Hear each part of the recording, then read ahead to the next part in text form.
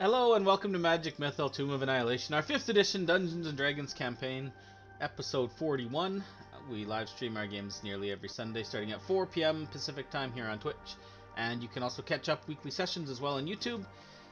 My name is Corey, or Pinwarp2. I'll be running the game as DM, and I am joined by my players, Andre, who's playing Aelin, the ASMR Monk, Liz, who's playing Archie, ASMR Wizard, Brad, who's playing Baz, Loxodon Fighter, Ryan, playing Blackwind, Half-Orc Ranger, John, who's playing Jonah, Gnome Artificer, I almost said that wrong, and Sean playing Donaquin, Tortle Druid. I almost called you a Gnome Officer. And we are currently in Kir Sabal. Last time, you guys had fended off a horrific assault on the monastery by evil forces. You're not quite sure exactly who they are or where they came from. You got some suspicions that perhaps they may be sent by someone in Omu. Several of the Aarakokra inhabitants were slain in the attack, as well as I have hiccups. As well as what's his name? Very valuable NPC. Gorthax, the first mate, the Durgar, was chopped to bits by a whirling clockwork soldier that helicoptered him to pieces before you guys destroyed them. After you guys kind of investigated the dead constructs, and you didn't find a heck of a lot of clues, but there was a couple things you did notice as Gorthax and the Aarakokra died, as well as when the gargoyles were destroyed, that a strange ephemeral black cloud mist thing was pulled from their body and went streaming away into the sky to the southwest. You posit that perhaps this was the result of the soulmonger drawing their souls back that direction. As you know, the soulmonger is somewhere beneath the city of Omu, at least according to the prophetic crocodile you talked to back in Mesro. And but other than that, you also, the only other thing that was really interesting about these gargoyles was that they were carved in the craven image of the Dark Angel of the Four Winds, Pazuzu, a ancient and somewhat obscure demonic creature that lives in the first layer of the abyss and is worshipped by evil creatures such as gargoyles and that kind of thing. You don't really know the significance of that really at this point, but you did learn that. And then strangely as well, Archie, you found that deposited in the chest cavity of the clockwork soldiers that the gargoyles dropped off on the bluff that attacked you, there was each of them had a single Omuan mithril coin kind of set center in their chest, inside the chest cavity. But you don't really know the significance of that. Afterwards, as you finished investigating the bodies, and eventually T-Bolt came back. Seems the attack was over. He brought you guys back down to the monastery proper. And there is where we actually ended the session, because we just took a shorter session last time. So it was pretty much just the combat and a little bit of RP on either end, or at the end of it. And so you guys are back down in the monastery proper, the aftermath of the attack apparent, with some dead Aarakokra and of course your friend Gorthax. And Ashara, as well as several other of the smaller monochromatic Aarakokra that you up to this point had thought maybe were servants, or perhaps they're priests or monks, you're not sure. They're kind of tending some of the more brightly hued soldier kind of warrior Aarakokra, the larger ones. They're tending to their wounds and that kind of thing. And you also see that behind Ashara, where she is in kind of the middle of that big symbol of Ubtao in the central temple, behind her there is two humans, both Chultan.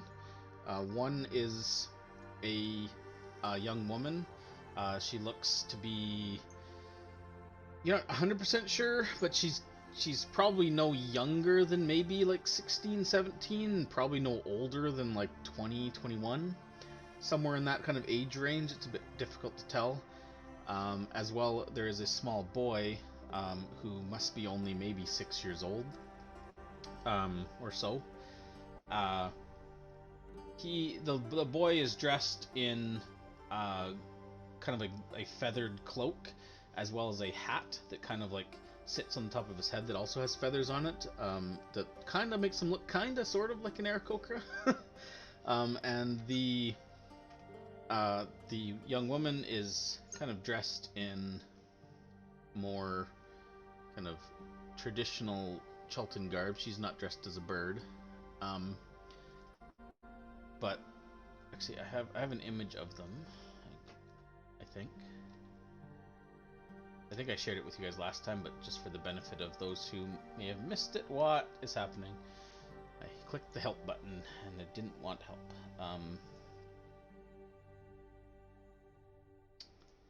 Instagram's just trying to tell me how to add entries into my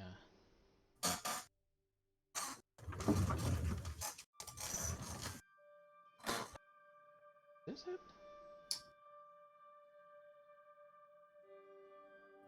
Ah, yeah.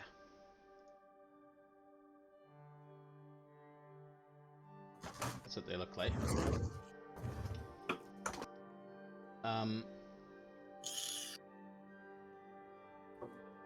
The young woman is also distinctly wearing, and Archie, you had identified this just before we ended the session.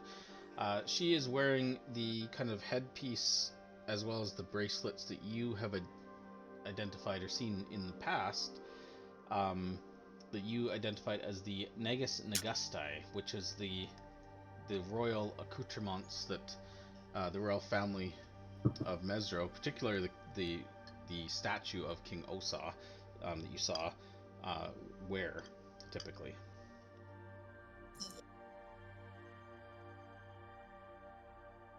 And that's where we ended our session.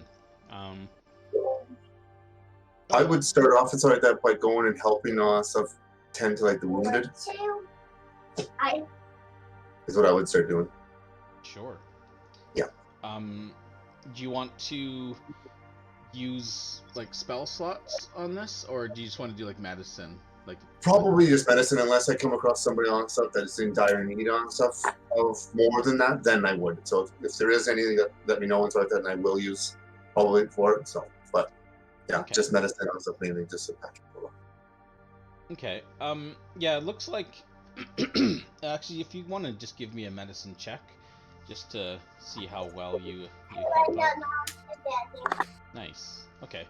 So you kind of, I think, looking over the wounded that are in the room, you're able to quickly discern those in greatest need. I would say at this point there's no one that's like on the cusp of death.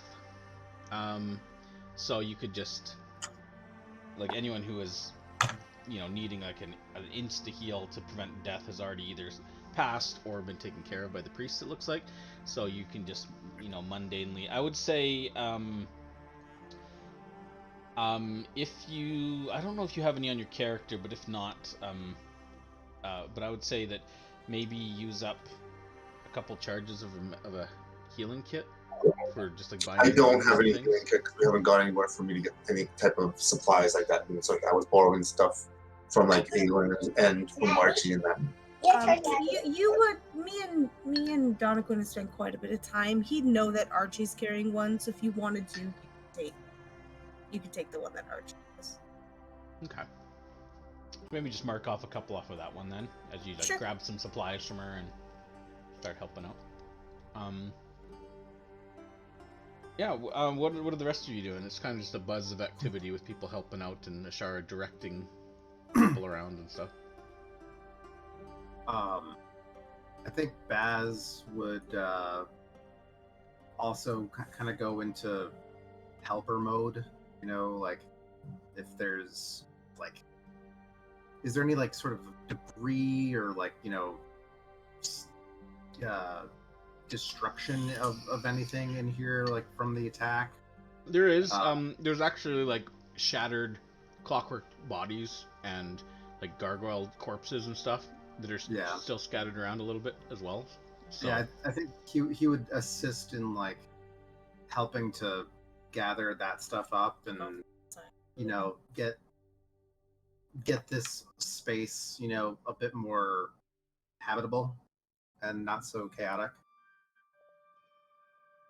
Okay. What's Archie and Aelin and Jonah doing and Blackwood and most of this is very much out of sort of Archie's wheelhouse. So I think she would probably just like take Gerald and stand off to the side and just sort of try and stay out of everybody's way, because she doesn't heal, she doesn't really build much other than Gerald. Actually, no, Gerald's not here. Gerald's gone. Yeah, Gerald got exploded. So it's just her. Yeah, so she would probably just like stay off to the side. She's probably like holding her books, just like waiting for somebody to call on her to do something. Kind of. Okay. What about Aelin? What are you doing? Yeah, I feel like I'm kind of in the same boat, but I would probably default to just helping Baz clearing out stuff. But I'm probably doing not a great job of it because I'm just kind of lost in thought while I'm doing all this. Okay. And what about Jonah? Since I wasn't, unfortunately, not here last session, did anybody examine the clockwork bodies? Especially. You said you found a coin. I got okay. An exceptionally high roll on them. There was, I don't know if Corey thought about this in the interim. Some of the dudes were like spraying acid. So we thought Jonah might have been interested in that, trying to figure out if there was any way to extract or if there's any something left along or those lines, that kind of thing. But we didn't really go into it here. Yeah, because you weren't here. So yeah, if Jonah wants to take some time to also examine the various clockwork creatures, and so there was a mix. There was gargoyles, and then they were like carrying these like clockwork men, kind of rudimentary constructs. They weren't super advanced. In fact, they seemed to in combat they would kind of like overextend themselves and then like literally shut down. But yeah, if you wanted to give me an Arcana roll for each, there would be 2 different rolls, 2 different types of creatures. One for the gargoyles, we'll say that one's the first one, and then one for the clockworks. I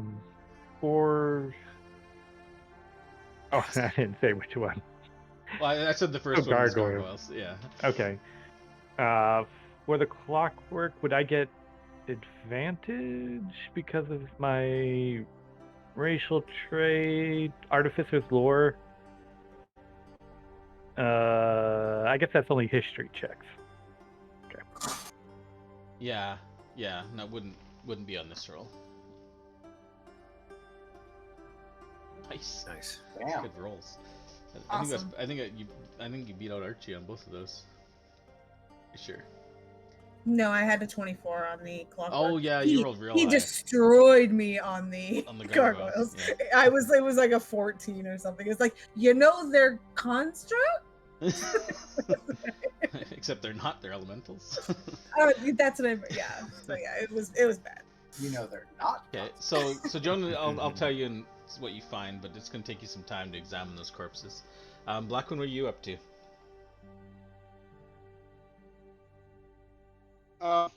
Probably just helping where I can. There isn't much to look at what the gargoyle was that I would know about. Sure. Are they alive or are they stone? I don't know. Okay. Well, as you guys, and besides that, they're kind of imaged after Pazuzu or whatever. Yeah. Okay. So as you guys are like clearing debris and maybe tying some splints and things like that, time passes. Sorry, real quick. Mm-hmm. After maybe like a handful of minutes, I think, if I notice Archie is kind of standing off to the side, I would probably sort of, while tidying, kind of make my way over to her and sort of lean over and say, there's looks like there's a couple of children people over there. There's a young child who I actually kind of noticed earlier, or yesterday, but seemed like he was a bit frightened of me.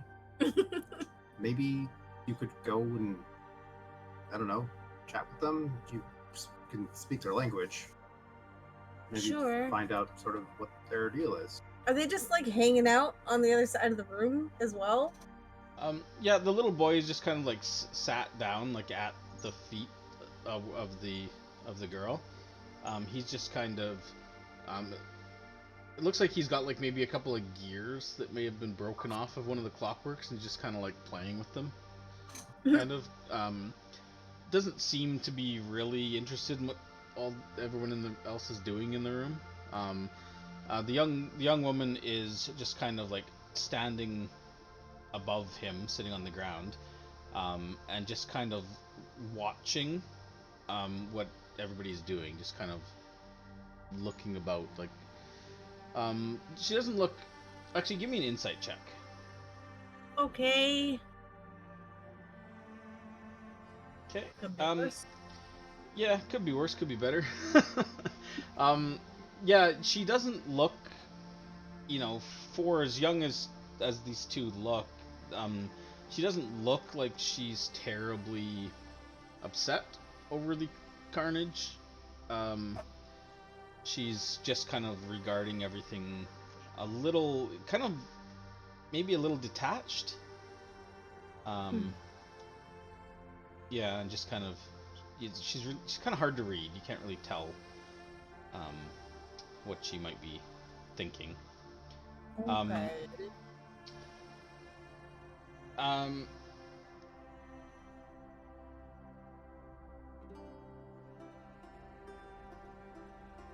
couldn't remember how to spell Aarakokra. I was wondering. Okay. Sorry. I put it as quick. It's okay. I was. Yeah, that's funny. Okay. Yeah, Jonah. So the gargoyles. Yeah, they aren't constructs at all. They are elemental creatures. So they're not created. Their bodies, though, like you would know with the roll you got, that gargoyles, while technically elemental creatures, they are. Gargoyles themselves are more like elemental spirits that inhabit stone bodies. So these bodies that these elemental spirits are in seem to be basically gargoyles can carve their own bodies into whatever image they like, essentially. Or if people are summoning gargoyles permanently, they can create bodies for them and then summon earth spirits, elemental spirits, into them to inhabit. So they're not like being elemental creatures, they do hail from the elemental plane of earth. They are evil creatures, almost exclusively. You don't know of any stories about any good gargoyles, except for a few that lived in New York and fought Xanatos way back when. But yay, Sean got that reference. I got it. I knew it. No. What was the main guy's name? Goliath? Anyways. Goliath. That was a good show. Where was that? Yeah. So, yeah, these obviously are all carved. If they spat acid, it's not like a mechanical thing. There's no like canister of acid in them or anything. So it seems, however they conjured this acid, it seems to have been a magical effect, like a spell that they cast. It wasn't a mechanical, like weapon or something like that. So there is nothing to harvest. Like ability. Yeah, it's spell-like ability, exactly. Which, while earth creatures and earth elemental creatures tend to, like, acid is not completely unknown amongst earth creatures. In fact, there are, like, acid elementals that kind of exist in between the earth and water planes. So it's not unheard of, but typically gargoyles don't possess those kind of powers, so that's a little unusual. You don't know what that means exactly. Did they learn that ability? Was it taught to them? You don't know. But yeah. But otherwise, yeah, it's right now with the destruction of the bodies, the elemental spirits are gone, and essentially you're just left with carved chunks of stone. Nothing really to salvage. And yeah, you don't learn anything specific about the clockworks that Archie also didn't notice earlier. Yeah, each of these ones also, and you knew to look for it, also contain one of these mithril coins in their bodies. The Aarakokra don't have any clue what the significance of that would be. They seem as perplexed as the rest of you. But I will put a total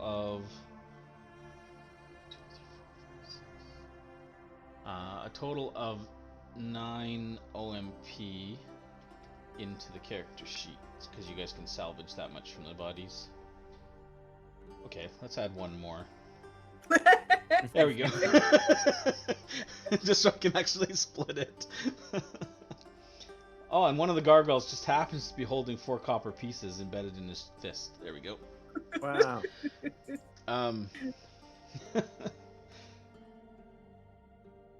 Yeah.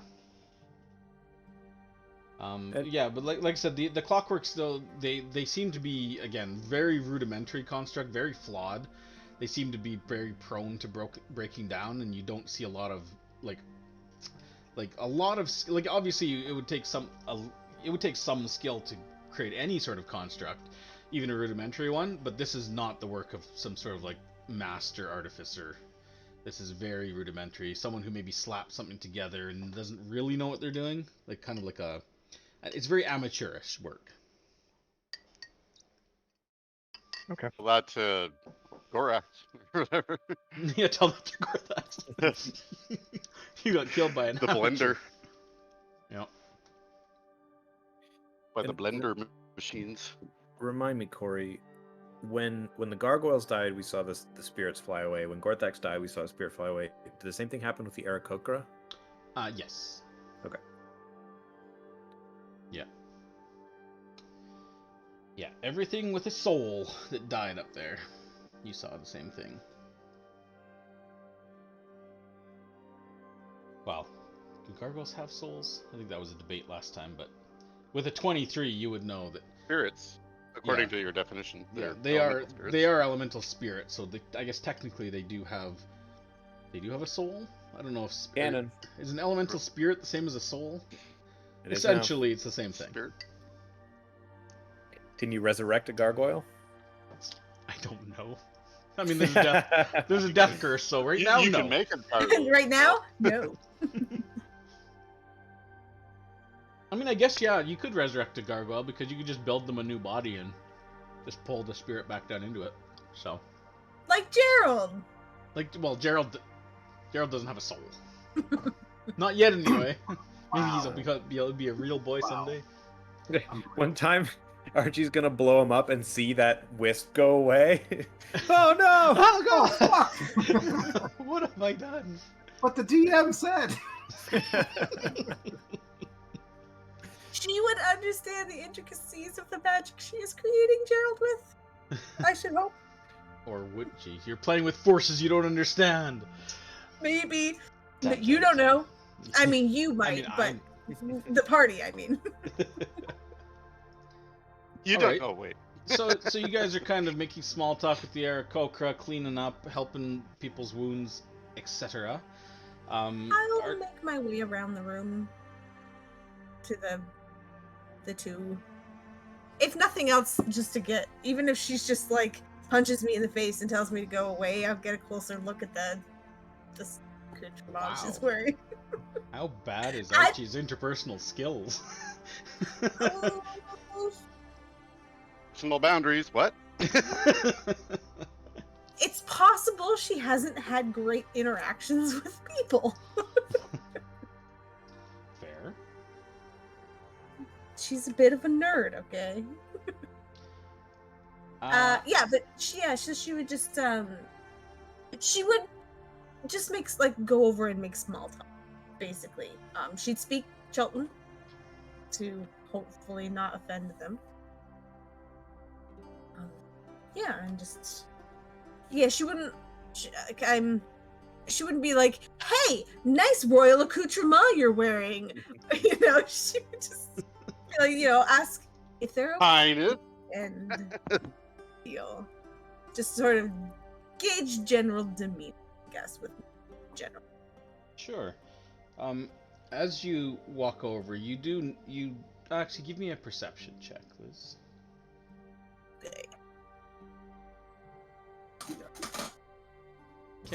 Yeah, you do notice as you walk over, you definitely can take the moment it's obvious that you're heading their direction. You notice that with a 17 that both Tybalt and Ashara are kind of like watching you more intently as you go in to talk with them. Sure. And yeah, as you kind of walk up to them, the little boy kind of looks up at you, and he's like, he says in common,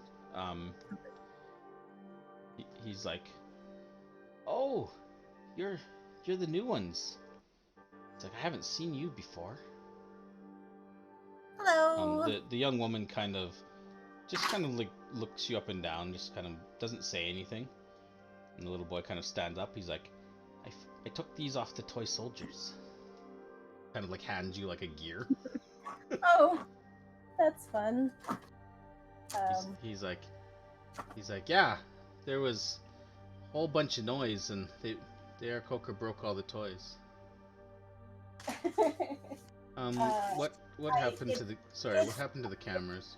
It's my laptop. I'm working on it. Thanks. I forgot to plug it in like a jerk. It's fine. I just noticed. Every time.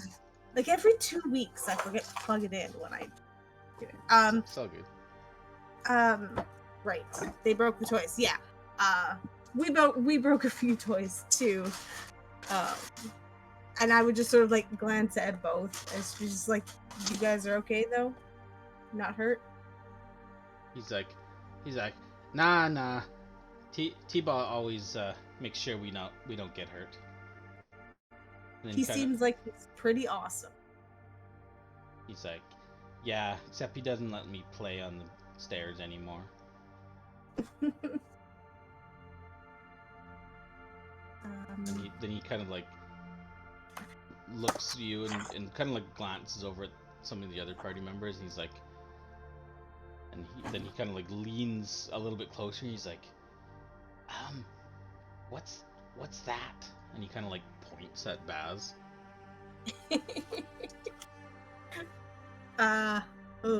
Let's see.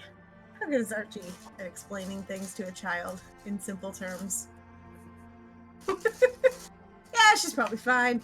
Yeah, she would just be just like, that's my big elephant-like friend. He's a loxodon. His name is Baz. He cooks really delicious meals. He's like, oh, that's good. He's like, is he your pet? No. Do you know what an elephant is? And A lollipop.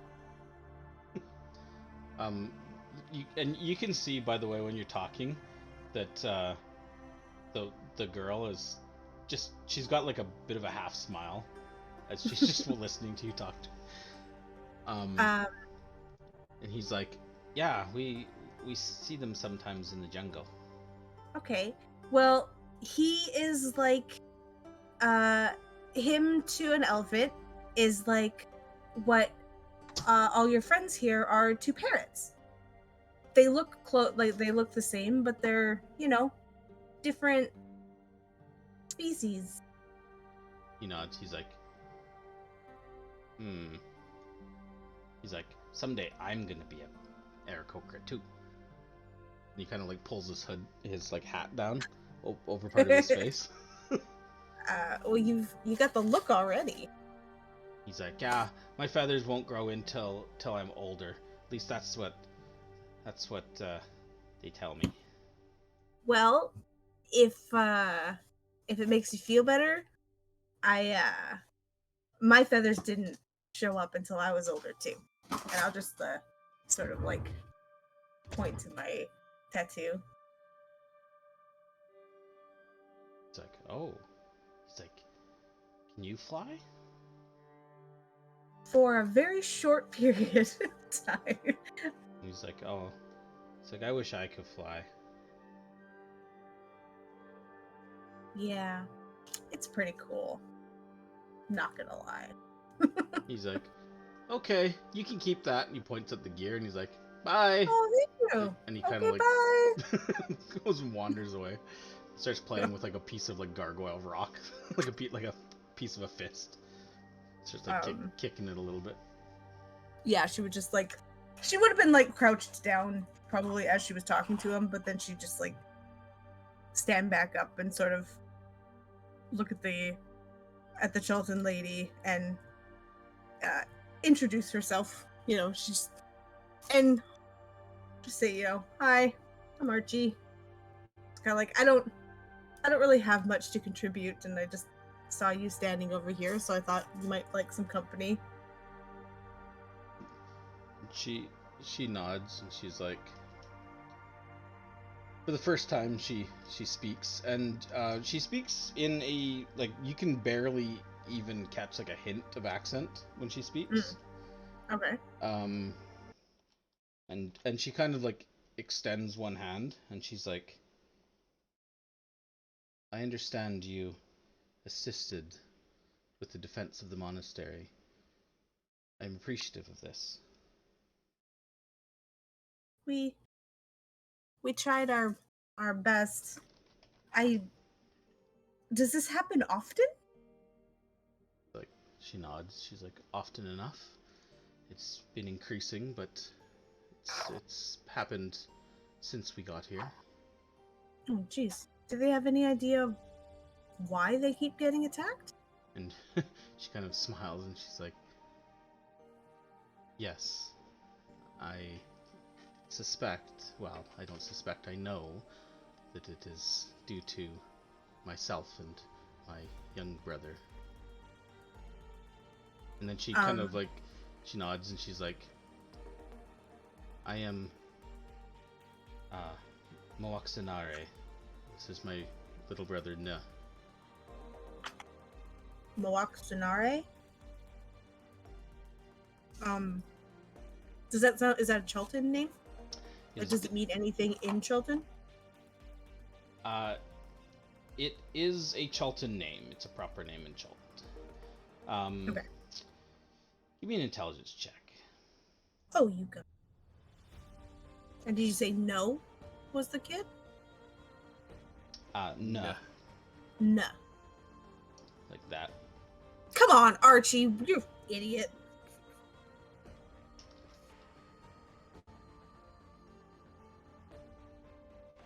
That's how you spell that, by the way, if you're wondering. Oof. Spell that right. And she... Oh, so close. she kind of like still kind of surveys around. She's like, well, now that we know that you and your companions are trustworthy, Ashara has assured me that you unfortunately lost one of your traveling companions in the defense. I'm sorry for this. In fact, I owe you a debt. I hope to one day be able to repay.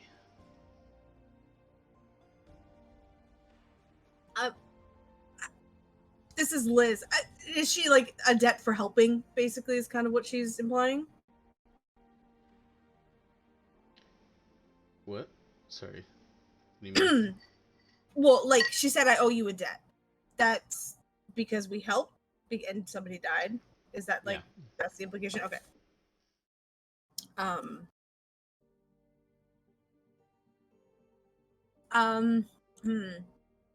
What would Archie? Yeah, she would sort of shrug off the debt part and just kind of like we had the ability to help, and so we do. She's like, if only there was more like you willing to help. Most of strangers that come to my land are more intent on taking and pillaging for their own gains than to help the people here. I'm much more interested in learning about here than taking anything that belongs. I wonder, do your companions feel the same? Well, one of them's my brother, so she kind of glances immediately over at Aelin. One of them he's more interested in food than treasure. So if you know any good, she kind of smiles and she's like, "Well, some would say a good meal amongst friends is the greatest treasure." After having his cooking, I do not disagree. Yeah, my half-orc friend and turtle friend both seem more respectful than to pillage. She's like, I expect that of the turtle. He's kind of peaceful and more in tune with the land. Surprising. The Verdendrow, well, half anyways. He is not as vicious as the weapon he carries. Is that what you say? I mean, he's pretty badass, but he's not of the same ilk as those that I've heard of this content. He's more spiritual and respectful and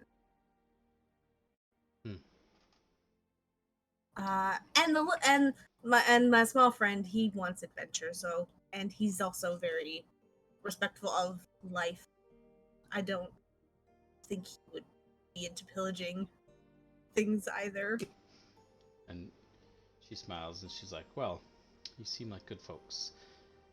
Join me later for dinner once this has calmed down a bit, will you? That would be lovely. And she nods. She's like, great, until then. And she turns, she's like, to Ashara. She's like, teacher, we retire to our chambers. You have everything handled, I trust? And Ashara kind of nods and gives her a slight bow. And then she kind of turns and takes the little one's hand. And kind of like starts heading towards the staircase that leads up out of this room. After I noticed that, as they've already probably like walked away, Archie probably just gives like this awkward little like bow, like shit. I should have done that earlier. And then she just like gives a thumbs up to Baz.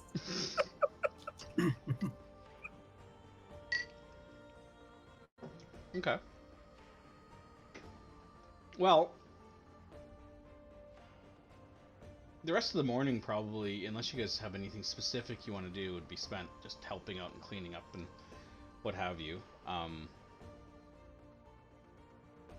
Probably around noon or so, you guys probably find yourselves lacking for things to do, essentially, at this point. You know, most of the bodies have been for the most part completely like wrapped in this room. You're not quite sure what's to be done with them.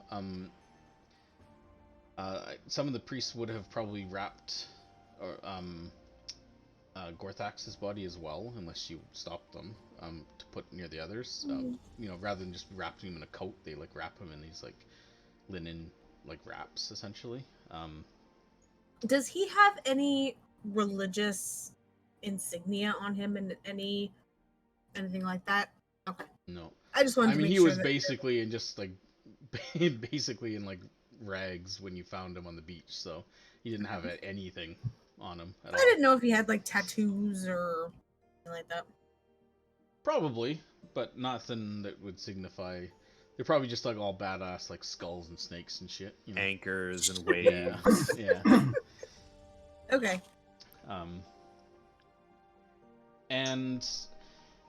But around noon or so, yeah, you guys are probably, you know, getting a little peckish, having missed breakfast. So we'll say you guys are kind of in that side room, you know, eating some lunch or whatever. And you'll notice that the weather has turned again pretty bad. The rain is starting to pick up and the wind is starting to howl outside. A quick druidcraft will tell you, Sean, that it looks to you like another tropical storm is on its way. And some of the Aarakokra are kind of moving about and like closing up like shutters and stuff in some of the houses and some of the larger. There is no like covering or like anything to shut the big archways that lead into the temple, but the other smaller windows or shutters are being closed and kind of like barred and stuff. They're moving things just kind of like more securely in cupboards and that kind of stuff. You don't know how long the storm will last, but it will. It seems it's like it's going to be pretty bad. Probably not one you'll want to be out on like the balconies or walkways during.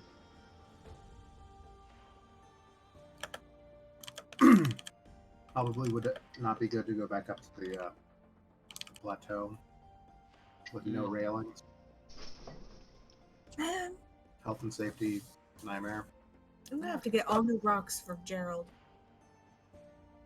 Yep. Hey, at least they'll be from the Aarakokra. Gargoyles. Right. One of the servants that's securing some dishes just kind of groans and leaves the room. No, but I do like Blackwind's idea. What if Gerald's torso is just like a head of a gargoyle? That'd be pretty cool. Yeah, but wouldn't then be like, you know, part Zuzu? I could take all of the clockwork bodies and melt them all together into a metallic Gerald. I don't think that's as cool. Alright. I'm saying this Pazuzu guy does not seem very cool. No. So, I don't know, having Gerald sort of look like him, I don't know. That seems not good because Gerald's cool. But if we ever had to infiltrate somewhere that was devoted to him, it may save those rocks. Bring them with us just in case. Fair point. I'm not gonna carry around rocks the whole time.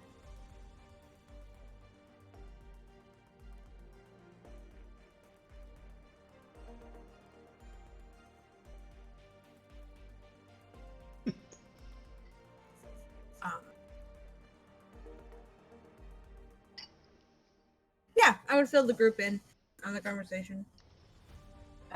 What was the girl's name again? Her name was Waxanare. Waxanare.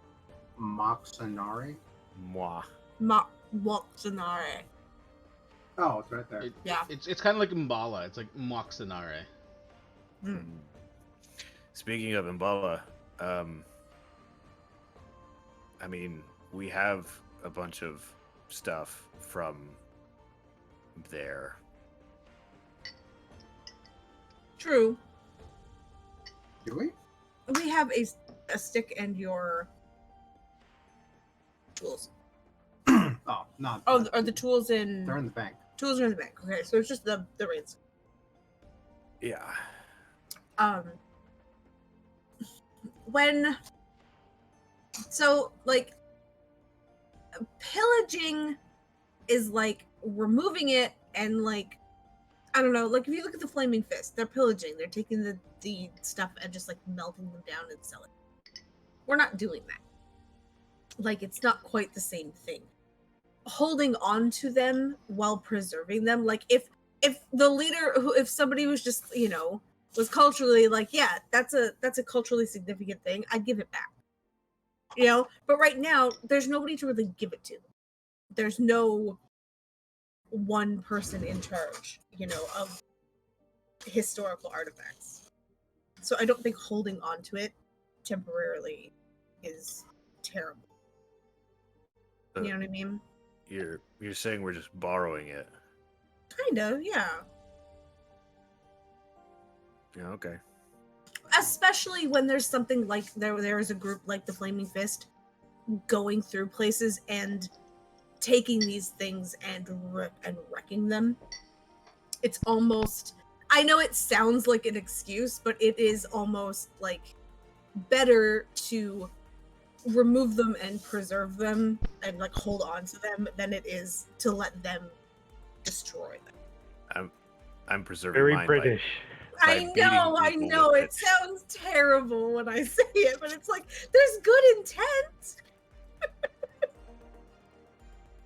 Do they normally preserve weapons by using them on people at Candlekeep? Well, funny enough, there's like huge vaults underneath Candlekeep with all sorts of preserved things. From all over the world, I believe it. Yep. Like a museum. That nobody gets to see.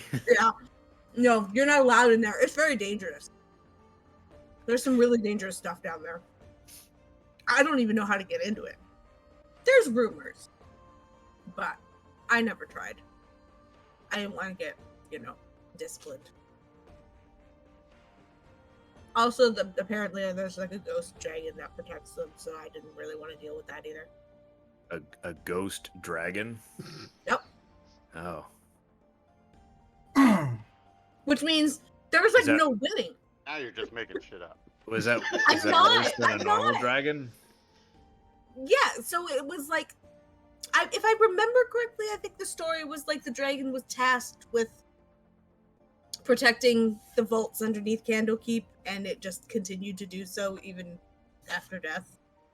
It's like, it's horrible purpose. Something like that. I thought regular bad enough. Ghost dragon. Where do you even find something? Well, I thought dragons were bad enough, but a ghost dragon? I feel like I'd rather deal with a ghost dragon. Yeah. I feel like it would be harder because it would have like all the power of a regular dragon, but also a ghost. But does it? Because it's a ghost. Yeah, it's gonna grab you. It can't. Yeah. There are absolutely ghosts can affect material things. It would certainly startle it. Well, no. Yeah. It's not just going to go through you. It can kill you. Yeah. Yeah. But still can a real dragon. Well, sure, but I'm saying an ancient dragon that is also now a ghost feels extra dangerous. I feel like if an ancient dragon were in a fight, ghost dragon. I feel like an ancient dragon. But why? If the ghost dragon is also an ancient dragon. Yeah, but it's not. It's a ghost. Yeah, ghost dragon doesn't have his body anymore. What Give it an if- edge. if an adult dragon dies and becomes a ghost adult dragon, can it become a ghost ancient dragon, or is it stuck? You know, this conversation reminds me of my days at Candlekeep. I don't know. Do I know? I don't know. Really makes you think. Checks out.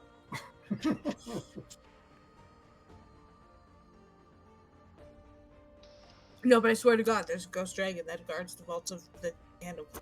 Well, that's spooky. Yeah. I mean, it'll Which make is- you older. Which is why I never went down there. Ooh, aging breath. Yeah, I've met some people with that. Hey.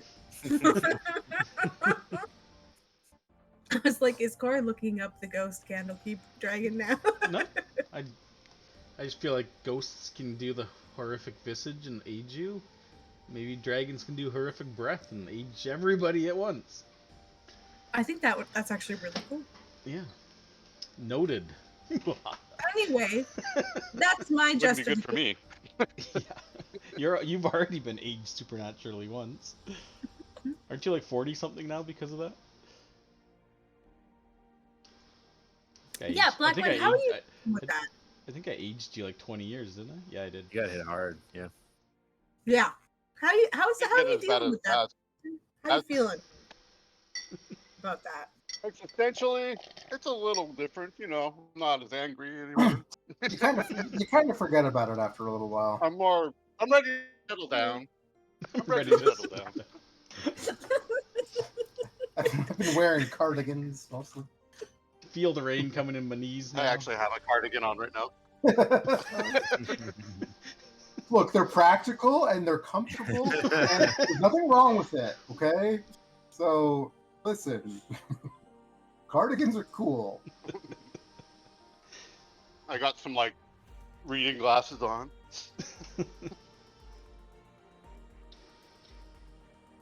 As Donovan's just But shaking yeah, his head. I and mean, all these I only lost 20 years. But still, And half works Baz up to lost what, 60? 40, I think, didn't you?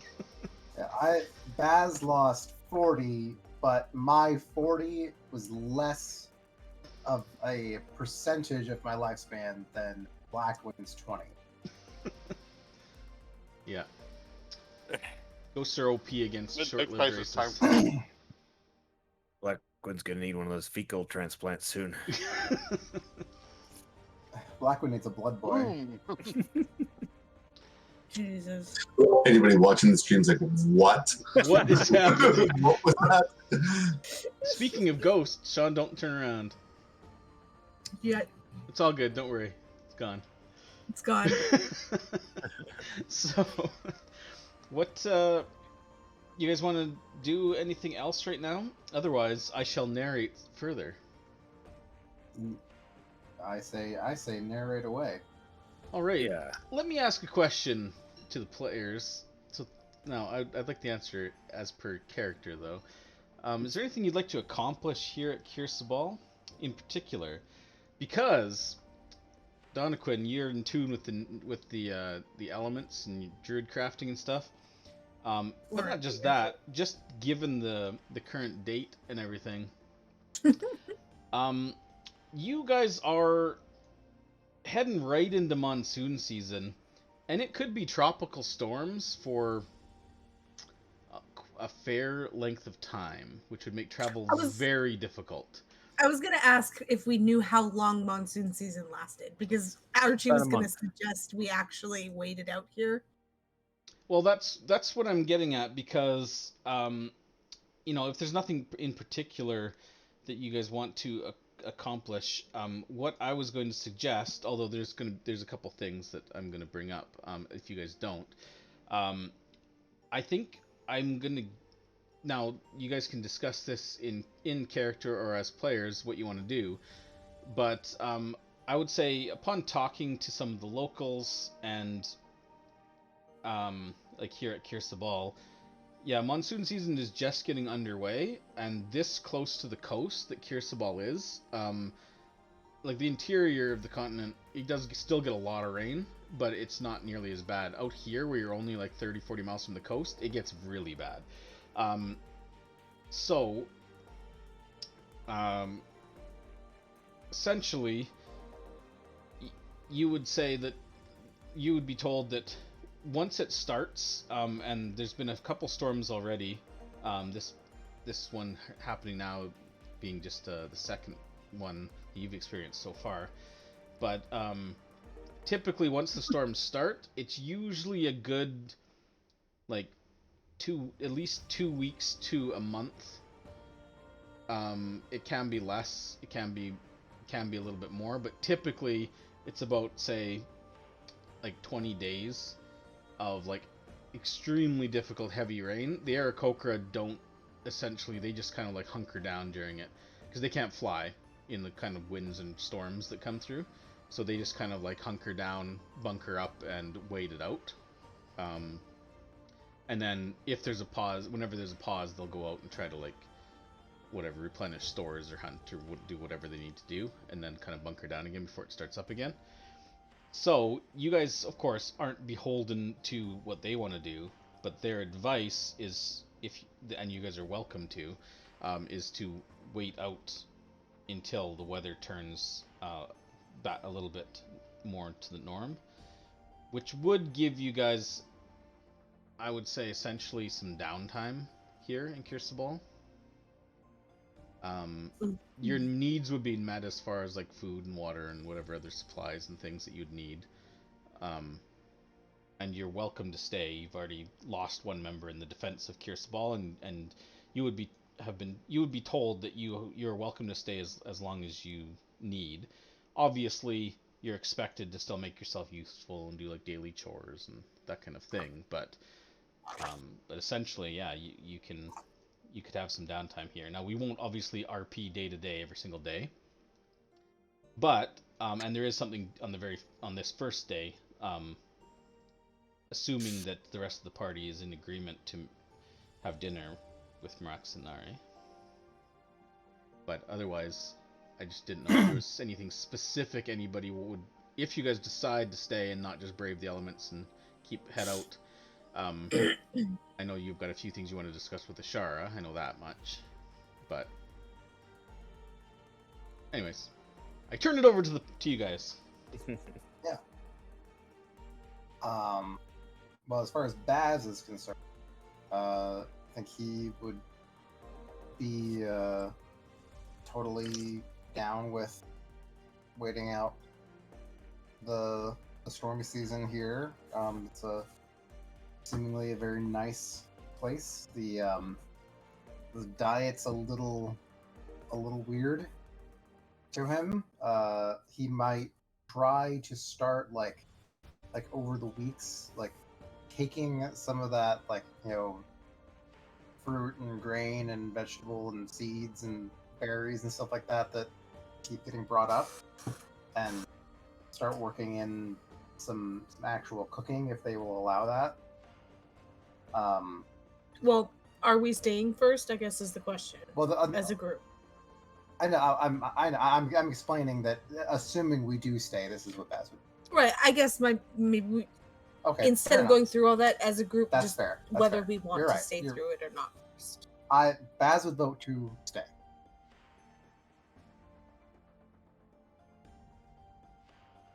Yeah, I'm with you on that one. There's no point in struggling out in the jungle unnecessarily. Okay. Yeah, Archie agrees. Jonah would probably want to leave, but not strongly. He's more of an adventurous, doesn't see the limitations. But if you guys want to stay, it's not a big deal to him. I would probably say I'm happy to do whatever the party wants to do, but I think everybody would have a passive insight high enough to know that I really want to stay. Yeah, for sure. I would not be able to hide that very well. Donaquin? I don't mind. I wouldn't mind staying inside there, but he would want to find out if there's anywhere, like, say, if you're gonna be here for like almost a month, it's a long time to just hunker down and not do anything. I would want to ask and stuff like that. Them if there's any like temples or dungeons or things on stuff in the close vicinity on stuff that's like unexplored, or something that's not too far away. To make possibly on stuff, do that and all that stuff like in the meantime or something like that possibly. And that. And I'd also like I would also actually that's enough. So I would, if we're gonna stay, there's more I would ask. So that's fine for now. Okay, so I think as a group we're deciding we'll probably wait it out, stay it out. Yeah. Okay. Okay. Okay. So. So effectively, just now, like I said, there's a few things that I'm gonna gloss over the day to day. We'll just talk about a little bit about what you guys would be doing day to day. The first question: is there anything close by?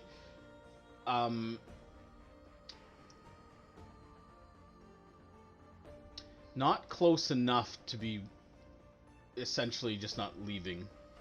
You know what I mean? No day trips? Yeah, there's no day trips. Like, you would be out in the hurricanes to get anywhere close that's nearby. So, essentially, if you wanted to go somewhere that they know about, and, good question though, they do know about some stuff, and they can tell you about some stuff, because they know the area quite well. And now that you're trustworthy, they will, that's one of the things that I'll go over, is what they can tell you about the surrounding area and certain landmarks and things that may be of interest to you, potentially. But there's nothing that's going to be close enough that it wouldn't essentially be leaving Kir Sabal, like, for an extended period of time. Which essentially would be the same as leaving, right? So, I will tell you, although why don't I start by saying, you guys, as players, we'll talk meta right now. So, you guys decided you're going to wait out hurricane season, I call it, but there's probably a couple hurricanes that happen that are, like, really, really bad, like, bunker down and, like, oh god, are we going to get blown off the face of the bluff kind of hurricanes. But, mechanically, monsoon season is going to last until the 4th of Mythal. That is 35 days. That's my birthday! Sorry. Oh, is it? Is it really? Oh, it is too. That's Archie's birthday. Oh, you know what? I am wrong. So the 4th of Mythal is your birthday. Monsoon season actually only lasts until the 1st of Mythal. Oh, okay. I have a note for myself. I thought it was the 4th one, but then when I opened it up, I'm like, oh yeah, that's your birthday note. The other one is end of monsoon season. But that's okay. Fine. And every day it gets close, Archie's secretly just like, I hope we're here for my birthday. I hope we're here for my birthday. And then it's going to end and we're going to leave. And you're like, son of a bitch. So that's just so meta-wise. Now, obviously, your characters don't know that as we go through, so don't be like, oh, well, in 10 more days, this monsoon season's going to be over. But as players, I'm just going to let you know that that's how long it will take before the storms really die down to be, like, safe to travel. Which means your characters will have, and although you won't know this your characters don't know this up front, I'm telling you guys as players, so you get an idea of how long you actually have. Yeah, so you'll have, essentially, right now it is the 1st of Tarsak, so you'll have about a month, till just after green grass to when it starts dying down, where it would be considered safe to travel. Which, again, you guys don't know that in character, but as players I'll tell you that. So I'm going to grant you, essentially 3 weeks, 10 days, 3 weeks of downtime here. So there's a couple things uncertain throughout that will happen, which I will fast forward to, because I'm not going to go through day by day. But one of the first things that's going to happen is this dinner with Moaxanari tonight. But outside of that, What? So, is there anything you guys would want to be focused on? You know, so you might think initially that you only have a very short time. But knowing that, like, meta-wise, what do you think your characters would fill your time with? I have an idea what some of you will be doing, but like, I know, Brad, you kind of just said a lot of what you'd be focused on. Yeah, and essentially, he'd want to spend his time, trying to, continue cook, but also sort of like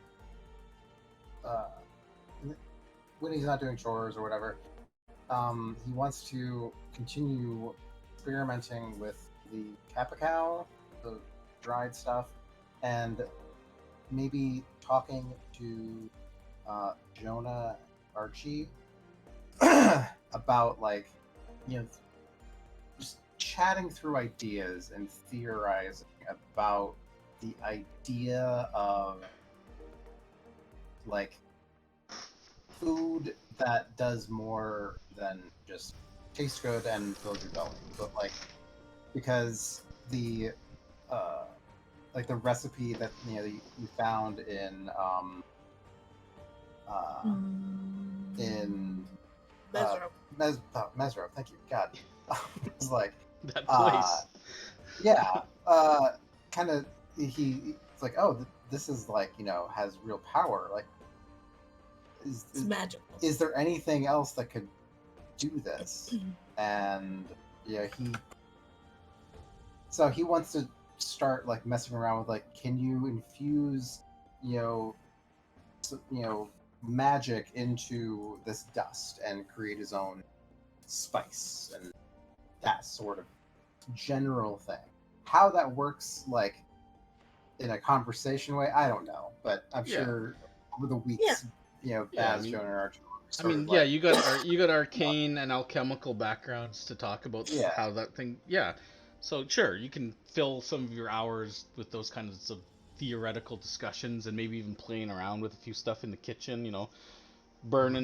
Mixing some different stuff and seeing what happens and that kind of stuff. Yeah, because like prestidigitation makes things taste good, so. Well, a little bit in there. Prestidigitation gives the illusion that it tastes good. Yes, that's sort of, like. But really, does it matter once it's in your stomach if that taste was real or not? Yeah. Okay, cool. Aelin, I don't think you have much you want to do here, right? So you're kind of just hanging out? No. What are you? We're eager to go. Yeah, obviously training with T-Bolt.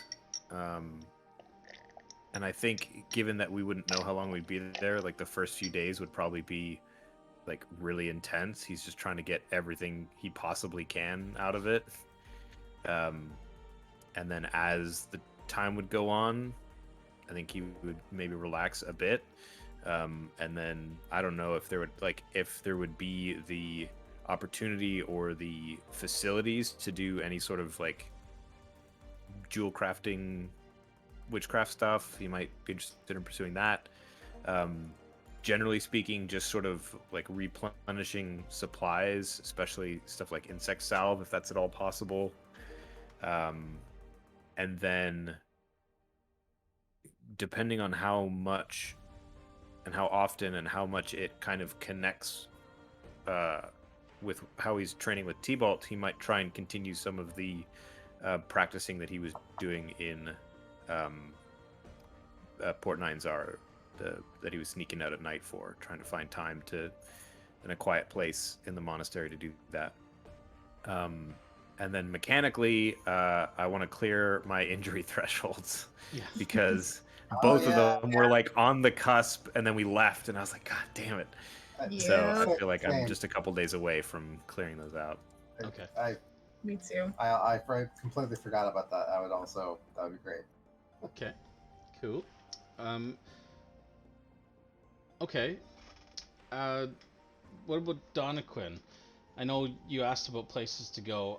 I mean, there is, like, probably places nearby that they're not really unexplored, like dungeons or ruins, really, but there are vestiges of old areas that the Aarakokra would be fine to like fly you down to, like when there's breaks in the weather for a few hours, but not really anything that's going to be like an actual dungeon in the sense of gameplay, like thing. But if you, yeah, they can show you different things. There's at the edges of the swamp in particular, they can show you some like older ruins and things that were from the back that different time, but yeah, but nothing substantial that's not like outside of kind of like quote unquote safe distance away. Yeah, and at the beginning of stuff, I would ask about that. So not knowing how much time we had, I would ask about that probably after like knowing that we're going to be here longer.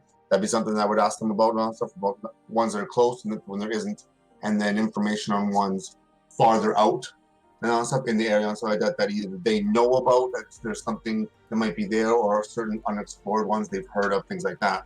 I would go do that. Initially, I would ask them also more persistent about if these gargoyle attacks and stuff are frequent or things that happened more often. That'd be something I would ask like right off the bat to try and find information on stuff about that, and then more about that being that we're going to be here longer. I would do that. Other things on stuff I would try to find and ask for a little bit more like common goods and things like that on stuff like equipment. Sure. Stuff that I might not have and stuff like that, to see if they had any extra and explain to them stuff my situation, stuff about being captured and all that jazz, and not having a few things, just things like that. Other things I would do is get together with Archie and show her little things on stuff like navigation, like survival and medicine, things like that. I know it's not nothing else. It's going to affect her character, but I noticed stuff her not being able to contribute and want to. So my Donna couldn't also put it together. Yeah, just because I know she was helping also with like navigation and things like that with Donna, so I would just for which I got flavor text and stuff like that and stuff, show her things like that in her downtime, things like that, even though it doesn't affect anything, but just something like that. Just yeah. Okay. Yeah. Sounds good. Cool. John, what about you? What would Jonah be interested in? You're muted. All right. A whole bunch. Okay. So cracks his knuckles. Yeah, I was writing a list. Okay. How long have you got? God, maybe I should. Pretty much. Yeah. So on the 10th, something important happens. So I don't know if we might want to. You said we have the dinner. I don't know if anything else happens to there, but I have something on the 10th. Okay. Let's put a pin in that till just because I don't know if it'll affect. Yep, that's what I'm not telling you. Just on the 10th, I have an event. I would also look for somebody who could teach me to cultivate plants. That's an interest that I am looking for, specifically, the plants that we look for in the jungle. But want to learn how to cultivate that. I would look for Kate when weather permits around the base, or citronella if we need to restock. Sure. Another witchcraft thing I want to work on is creating like syringes so that I could administer any sort of concoctions I make to my party members. Doesn't have to be here, but just interesting. Okay. Since we have downtime, I was going to make that one of my downtime activities. Sure. Would write a letter to my sister every day. I would use the gnome tinker ability to make some of those clockwork stuff, to make little clockwork toys for Na and give it to him. And then finally, I would make a wand of secrets and use it around Kir Sabal. You would make a wand of secrets? Right. I would deactivate my wand of give me +1 to hit, and I would activate my wand of secrets ability since we got long rest and I can pull around. Because I'd get bored and just walk around and randomly ping everything and everybody. So what? Okay, cool. Okay. Good stuff. We'll come back around to once I think of some of that stuff. Okay. And then the 10th event. My interest is peaked. Okay. All right. But what about Blackwind? What would you be focused on or interested in doing, or? Well, I would any opportunities. Yeah, I would have been with Donna Quinn on the gathering about any information about the outlying areas as I could, and any breaks in the weather, maybe scouting or any other plants that are good or uses that we don't know of about plants. Learning what they know about plants for surviving and whatnot. Okay. Yeah. So Sounds good. Right from the bird's mouth, so to speak. So, because I'm not sure if we know most of the plants or not yet, but anything else that they have, yeah, I'm sure. if there's more would that be they good know of that to you learn. guys don't, yeah, sure. Okay. Yeah. What else? I would spend time probably if they got a temple like the martial arts temple. Maybe they work with some of their people to meditate and focus my anger that drives my orchid blood. Well, But there's in effect, definitely I'm just plenty of doing this- opportunity to join in meditations, because that happens a lot around here. Effectively, I'm just getting it so that when I multi-class, or if I make it that point, I've focused it and it becomes my rage, a channel or a focused trance. Yeah. So, okay. Just for flavor. Yeah, no, that's good. Okay. All right. Yeah, there won't be like tons of like opportunity to go around, like you said. But if there was any, I'd try to, look around the areas and whatever. Okay. Gather anything that I could, I guess, and like restock us, I guess. Yeah. Naturally, if I could. That was Okay. what I was thinking. So. Cool. Good.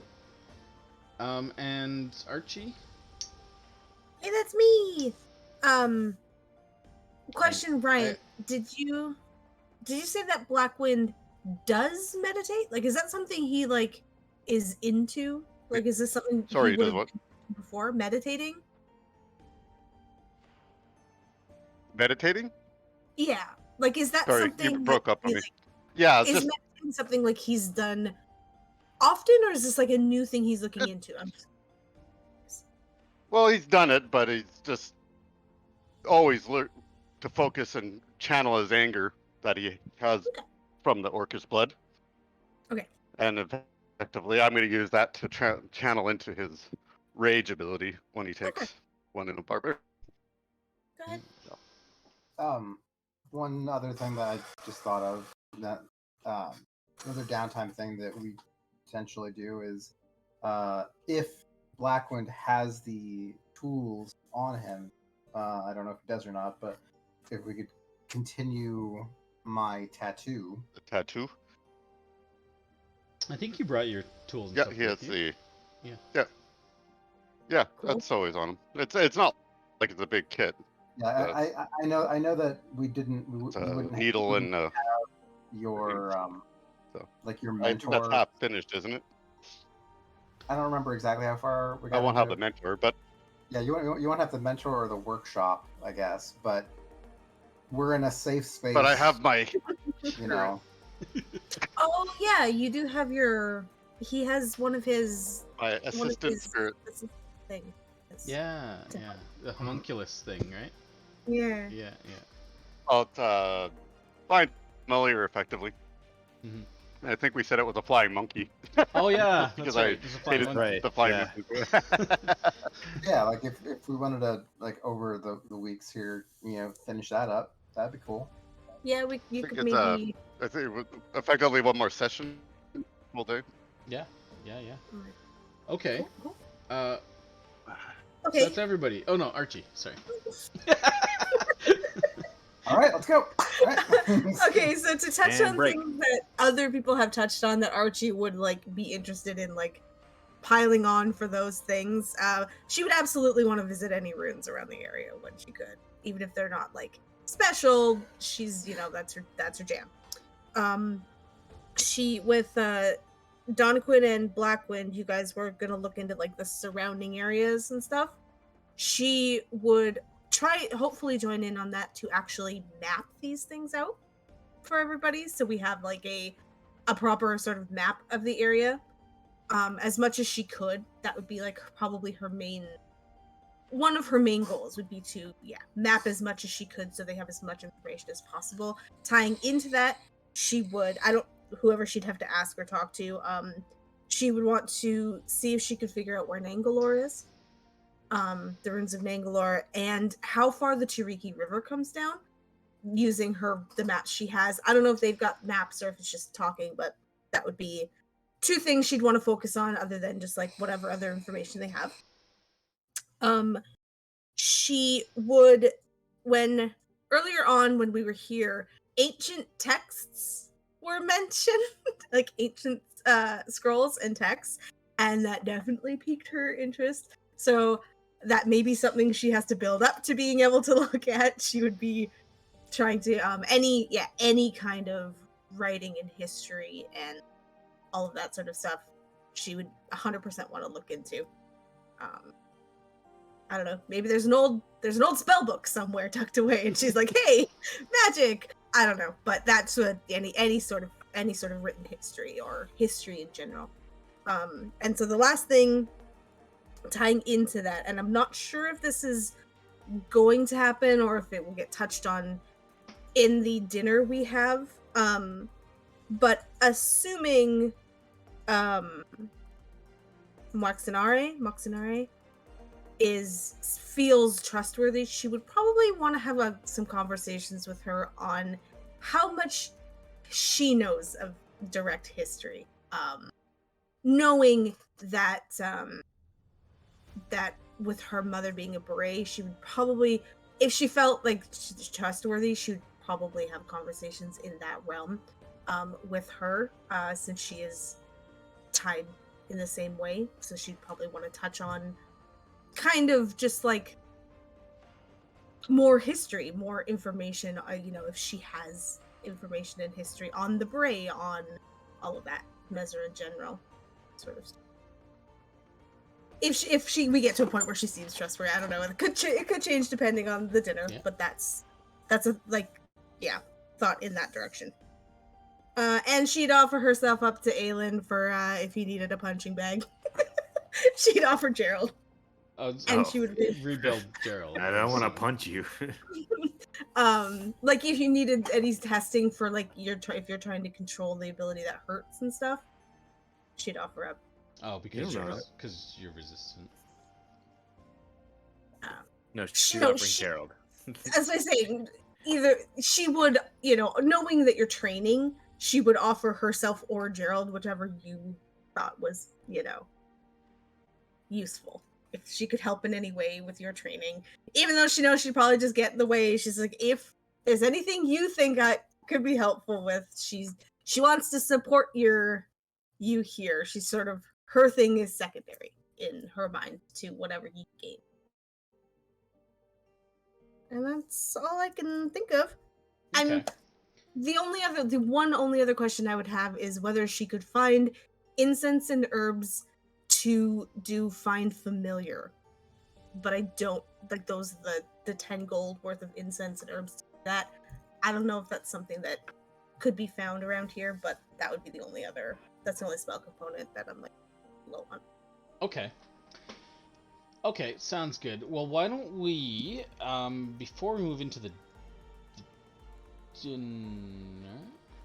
Oh. Yeah, I guess that would be helpful, wouldn't it? Let's give Jonah some long rests. Gerald, Mark. Oh, and my injury threshold. Let's take the unconscious off of you too, Gerald. Okay, so you guys should be full hit dice and full hit points. Okay, I'm just making sure that's all taken care of. Okay, let's knock off some of the more mundane mechanical bits, just so we can get it out of the way. So let's So who's got injury thresholds? Because you guys have the equivalent of an extended rest here and can start to heal those. So who? Let's just go in order. Aelin, you got some, yeah? What do you got? Yeah, I have 2. I have my eye, don't know which one, and my right arm. Okay, so injury threshold, blah blah blah, healing effects, treatment, reducing injury threshold. Okay, extended rest, you're gonna get that. So, You make 2 medicine checks and yeah, so save. medicine check to give you advantage on the save to reduce the threshold, which is a DC 15 con save. So, 10 plus 2 per level. Per level of severity. So you're at what level of severity are you at? What's your what, minor? I know. I mean the actual number. 2. 65. So we medicine, start at 1. Yeah. So it's 14 is where you're at right now. It's 10 plus 2 per level. If you're at 2, if you want to reduce it to 1, the DC is, for the medicine check is 14. Yeah, I guess it's just weird because you wouldn't reduce it at 1. Yeah. So essentially it starts at 14 and goes up from there. Yeah. Yeah. I could have written it like that, I suppose, but... that's for the eye. Yeah. And this is for the arm. Ooh. So I get advantage on the eye, but I don't get advantage on the arm. Correct. And you get a con save DC 15, the first one with advantage, the second one without, to reduce your threshold by 1. Yep. Here we go. Oh, fuck. Oh. Oh. All right. My eyes are good. Oh, I can see again. I've been blind this whole time. Wait. Okay, no. Okay. Yeah, good. So that brings that down, and the other one? Yeah. Oh no. Yeah. I get to try again in 7 days, right? Yes. I believe. Cool. So you get 2 more tries, I guess? Yeah. Should we just do that now, Sure. or are we going to wait until... Since we know. Let's do it now. Medicine check again each time? Yeah, it's not, the medicine check isn't necessary, but it is if you want to try for the advantage.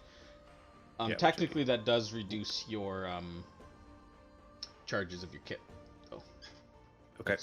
Yeah. Okay. Hey. Cool. So it takes you a little bit longer to recover on your arm, but but you will recover. Okay. Who else has injury thresholds? Me and Baz. Okay. Baz, how many do you got? I have 2. I have minor injury to my left leg and minor injury to my left arm. Threshold 2 on both.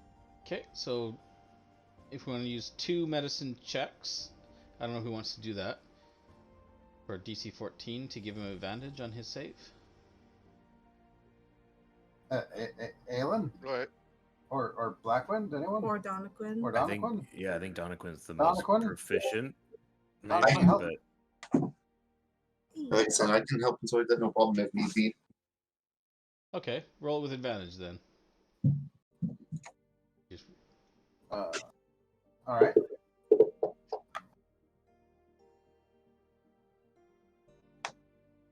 Oh, you're actually proficient in medicine. Yeah. Yeah, Donaquin's the best for medicine with us. Okay, so that success on the first one. Yep. And then that was my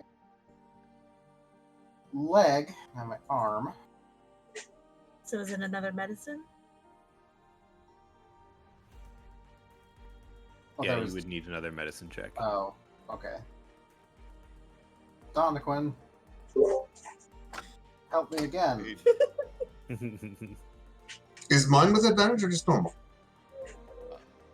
Yours is with advantage because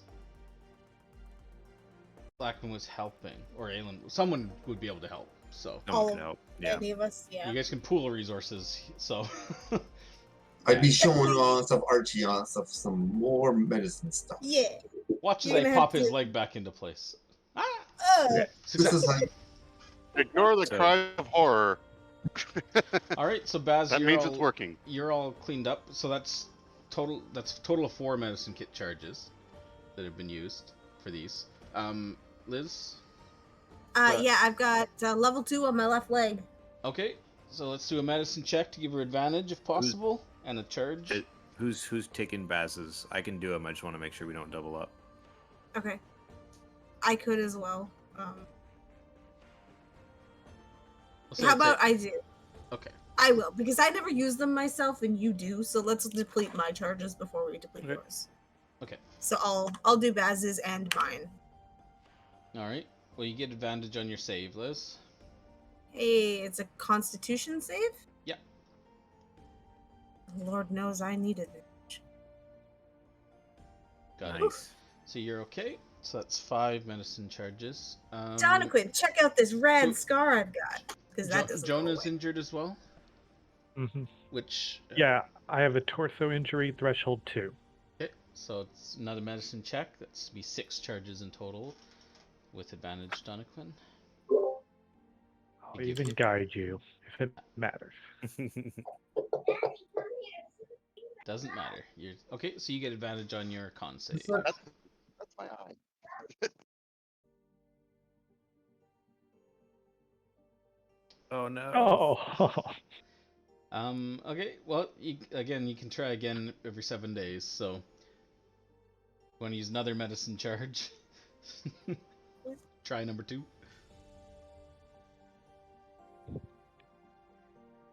Oh. Okay, you get advantage. Try number 2. oh. Hopefully Yeah. that works. Well, Ooh. hopefully, You're roll gonna it need the again. You have advantage. advantage. Jesus. Oh my god. Okay, Wow. Wow. third time's the Wow. charm. 8 charges now. Jonah's paper thin. It's because he keeps walking out Good into thing you're the not taking jungle.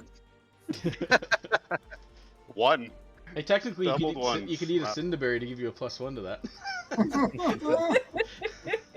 Not that it matters if you keep Whatever. rolling ones. Yeah.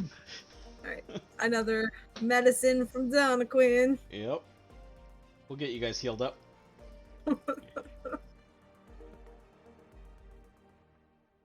Like, now you need bed rest. He's like, don't tell me what to do. Donoquin's on fire. He's rolling like 24s. Wow. Yeah. Yeah. There you go. So it takes you much longer to heal up that torso, but eventually it starts feeling really good. Do you have a healer's kit, Jonah, or do you want me to mark those I off? do not Okay, have a I've got healer's it. kit. So I guess we could look for herbs while we're here too. So That's true. told you, bed rest, bed rest. Yeah. Donovan keeps like Everyone- bandaging him yeah. up, and then Jonah's going out and doing stuff, and it gets all messed Come- up. First up again. Does Blackwind have any injury thresholds? Has Blackwind ever I been had knocked none. unconscious? I don't know. I don't think he has. I don't I think so. got knocked down to 0, but my life, I Oh, was you back used to your 1 because of yeah. my You're a half work. grateful. Yeah. Yeah, you got knocked to 1. All right, so everybody over the course of the time Fell here at down Kir and got back Sabal, up, and Yeah, you'll be able luckily I to didn't get hit again. to recover. So you guys will be feeling good. Okay. do we so, go down to threshold 1 or are they just gone? Threshold 1 is Uh, gone. Yeah, threshold 1 is the minimum. If you're at threshold 1, you're not injured at all. Oh. Like it starts at 1. There's no 0. It starts at We're 1 and always goes out. up from there. So if you're in perfect shape, you're at threshold No 1. injuries. Okay, so there's that. As far as like gear and stuff, they don't have enough supplies on hand to just give you guys gear, just straight out, like here, have all of our stuff. But you guys can replenish certain supplies. You can replenish medicine kit supplies, you can replenish rations, and like basic gear. I don't think they'd have advanced like weapons and armor, but basic gear they'd have some stores that you could repurpose enough to be useful for you. Yeah, that's what all I'd be looking for and stuff like that. Because I don't need the armor, I don't need weapons. It would just be basic gear and stuff like that I would have and stuff like that. Okay, so essentially, if you guys want, you can, we'll say with a, we'll give you a 20% discount off PHP prices for basic gear. So whatever you guys want to replenish, we'll give you essentially 20% off. So they're willing to trade. They do, FYI, you would learn over the course of the time here that the Aarakokra do trade with other settlements. They do have a use for currency. They're not just like their own microcosm society that never has any outside. So they do understand the value of their goods as well as the value of coin. So they would be willing to part with their goods because you guys are on really good terms with them, and you help defend them and everything. I'll give you a 20% discount. But they don't really have any rare goods. They probably wouldn't have like advanced martial weapons and metal armors and that kind of stuff. They don't have. They do have basic facilities for like very basic manufacturing. So they do have tools and things. Maybe like a small workshop down in like the residential levels that you could use for your own purposes as well. But they don't have like an actual like forge for smelting and like advanced like wood shop tools and that kind of stuff, but they do have like a basic workshop tools, like so you guys can repurpose gear enough. You can, Jonah, you can work on your little mechanical guys and stuff and utilize their workshop and stuff, as well as anything else that you guys wanted to do. It's a very basic workshop, but it's serviceable enough. So I'll leave it up to you guys to replenish your gear in the background. We're not going to go over it, but just know you have a 20% discount, subtract it accordingly, and add it to your sheets accordingly. If there's anything you're not sure whether they would have access to, just ask if it comes up. But does that include spell components like find familiar stuff? Yeah, exactly. They would be able to supply. Probably, I'd say it's probably a bit limited on like the more magical stuff, like spell component stuff. But sure. Over the course of like a month, they can find some things and bring it back. So I'd still say you'd be able to, with a reasonable amount, like, don't buy several hundred gold worth of it or something. But, if you want like 2 or 3 or 4 more charges or something, if you have the cash, go for it. Okay. Okay, so that takes care of the mundane kind of shopping stuff. How much were the insect salve boxes? So are you talking about the normal price? The salve was 1 gold for 20 charges. Okay. Thank you. Also, let me, before you start spending money on insect salve, one of the things that they are able to assist with over the course of the time here, you can probably spend enough time to learn, but if not, you can also just straight up trade. They will take citronella in exchange for insect salve, because they know how to make insect salve out of it, and they can also show you how to do that, but it does require some actual... It's not something that could be done in the field effectively. You would need like an actual some whatever, like more advanced, like an actual workshop. Like an alchemist kit? Yeah, it's not something you could really do out in the field, just like hack it together and make it. Like incense sticks out of citronella, like the burning ones, you could make those out in the field, but the actual salve would require some time. In fact, it takes several days of like rendering to put it down to the actual salve before it becomes usable. But I would say Jonah in particular, being proficient in alchemy tools, if that's something that he would be interested in learning about, they could teach you how to make it yourself out of citronella. Sure, I would definitely be interested in doing that. I just thought we could already do that according to the description in the little box. I mean, we can change it, but it says 1 dose can be burned as incense or into 5 applications of salve. Oh. But I mean, we can change it. I don't think it's ever came up because but that was sort of in my back pocket. It's like, oh, I'll just change it to... Well, yeah, so that's more of. I guess what I was thinking when I wrote this was like It would be each more of a dose. room. Yeah, but each dose of citronella, like each one that you find, is enough to make 5 applications. Like, so how much is in a normal salve? 20. 20. So if you found 4 citronellas, you could make it into essentially like a 20 applications worth of salve. Mm-hmm. I don't think I was thinking in my brain that you could just automatically turn it into salve. It's just that's how much you need to make the salve. You know what I mean? So if you harvest 10 of them, you can make up to 50 doses once you can turn it into salve. It's just not automatically salve. You know what I mean? But you can burn it because you can just burn the citronella for like the incense. Sure. So yeah, so now so you would have the skill with that, and that's like the what do you call it? Conversion. 1 to 5 is the conversion for citronella. Yeah. So they will show you effectively how to do that. But it does take time to condense it down, but once you know how to do it, you can do it anywhere where you have the time to do so. And if you have citronella on you, you can just they'll just straight up trade it across, no cost at all.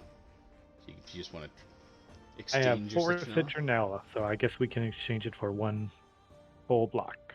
Yep, just straight out. Need to swap to GPU rendering to speed that. Oh, okay. Bad joke. Yeah. I thought you meant like Fantasy Grounds is lagging or something. It's like, what? That's the setting? What? No, I get it. Good one. Okay, so what else? Let me run down the list so we can get this out of the way. Okay, why don't we deal with the witchcraft stuff next? If anyone's actually like doing it. So you, Blackwing, you have the numbers ready for the tattoo. Why don't we do that? Sure. So what did you? I have. Tell me what it is. Okay. I have the pattern, which was a great quality because I rolled really good on it. This is a DC 3 skill, and I have 3 stamina out of 5 completed, so I'll be able to finish it. But I got 1 dice 6 for the knowledge of the pattern. Mm-hmm. 1 dice 6, that's for the generosity for somebody else. Yeah. 2 dice 6 start. Mm-hmm. 1 dice 6 assist from my flying monkey. Yeah. And 1 dice 6 for the bone needle that I'm going to use that I made. The specialty one, yeah. Okay, so 6 so dice 6. so 6 So I dice got 6 1 dice plus 6, proficiency. 6, 4, 5, 6. And it's DC. What's the DC? 20. DC 20. Okay. 20. Yeah. All right. So. And remember, you can roll them 1 at a time. 4 at least. Well, I need 4 at least. Oh, fair enough. So roll 4, and remember you can use. Actually 3. And you do have 1 inspiration I need 3 point. plus my. Yeah. Oh, that's true. Yeah. Because of your proficiency. Because I have my tool proficiency. Yeah, yeah. So here's the first 3. Ooh, there's a 1 and a 6. So 12, and then your proficiency brings that up to. 3. I think plus 3. So I'm at 15. 15. Technically, you could fail if you roll all 1s. Even if you use your inspiration, if you roll all 1s, you could fail. You're at 19. You cannot fail now, but there's a possibility that there'll be a flaw. Yeah.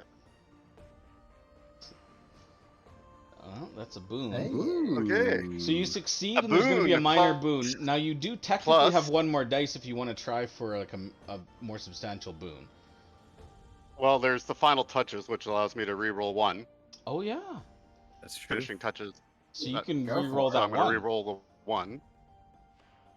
And hopefully don't roll another 1. Sweet. So that turns it into double 6s. I got over the score. Yeah. And technically, you could do your 1 more die and try to go for a third 6. I could roll 1 more. Good. Hey, I could actually. It could be a substantial boon instead of just a. Because I did it. I like that Brad's like, yes. Bounce straight out of the block. Nice. Wow. Oh, shit! Ah. Now, why would you roll the dice?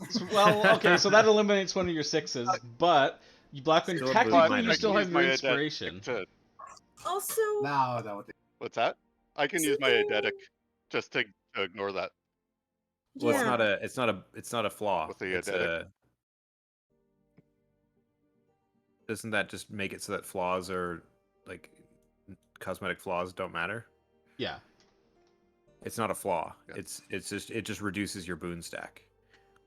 Or I guess no, you could have a No. flaw, right? You don't have to cancel Yeah. them out. You could have a flaw and then yes. and a big boon. That's Like, true. As and then I just ignore it. Well, you also, as at tier 2, we have finishing touches, which He already did allows that. you I already He did already that. did that. Okay. Yeah. Now, I so did the that. Sorry, only I assumed you would do that at the end. That was my bad. well, he did. He did it at the end to reroll the 1, but Yeah, I then he did. rolled. And then he rolled the last dice. one. Yeah. Just because. So the last thing you can do. So right now you're gonna have the 2 6s. You ignore the 1 1. The last thing you could potentially do if you want to is to use your inspiration for 1 more die to try for a 3rd 6. But if you roll another 1, then you can't just ignore that. With Then your identity. it's a 1. Yeah. So do you want to risk it and use No. inspiration or not?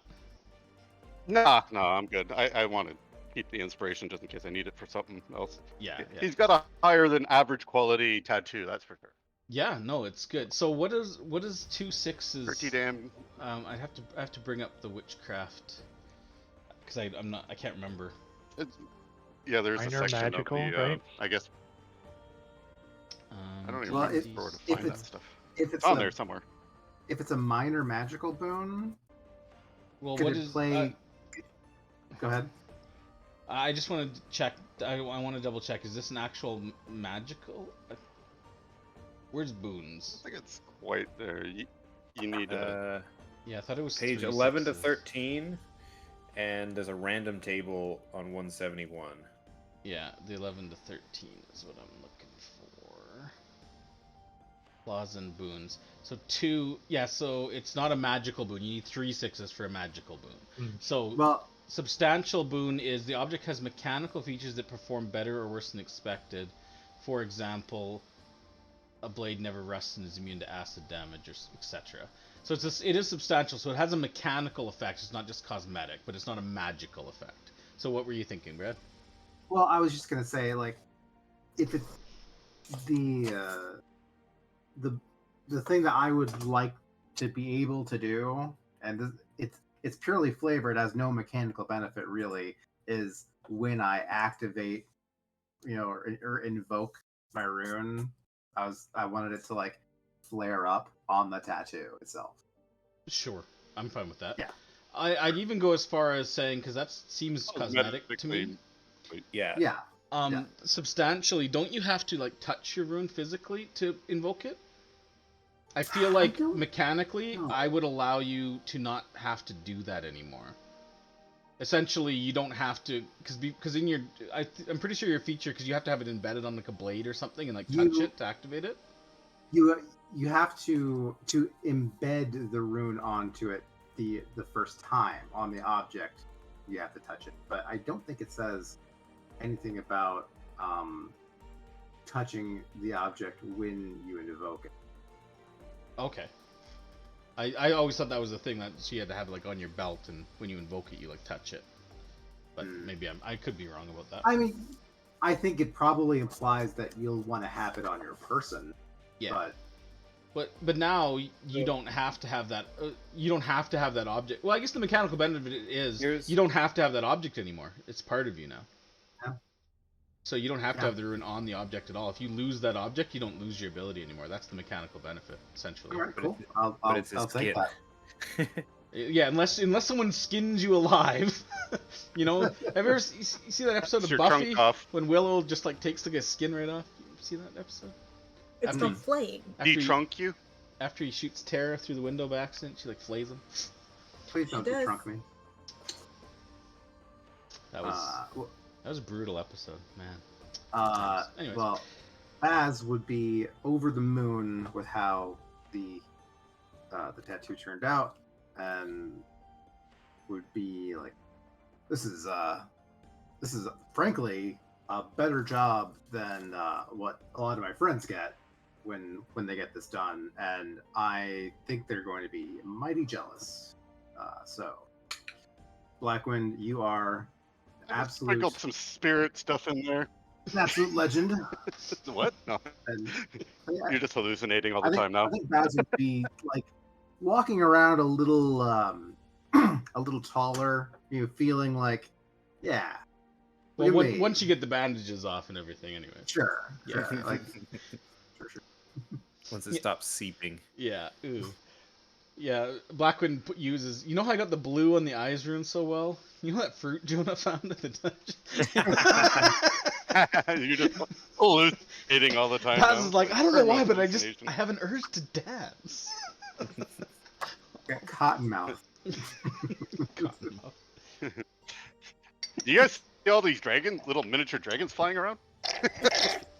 Pink elephants. Damn it. On parade. Okay, and then John, you wanted to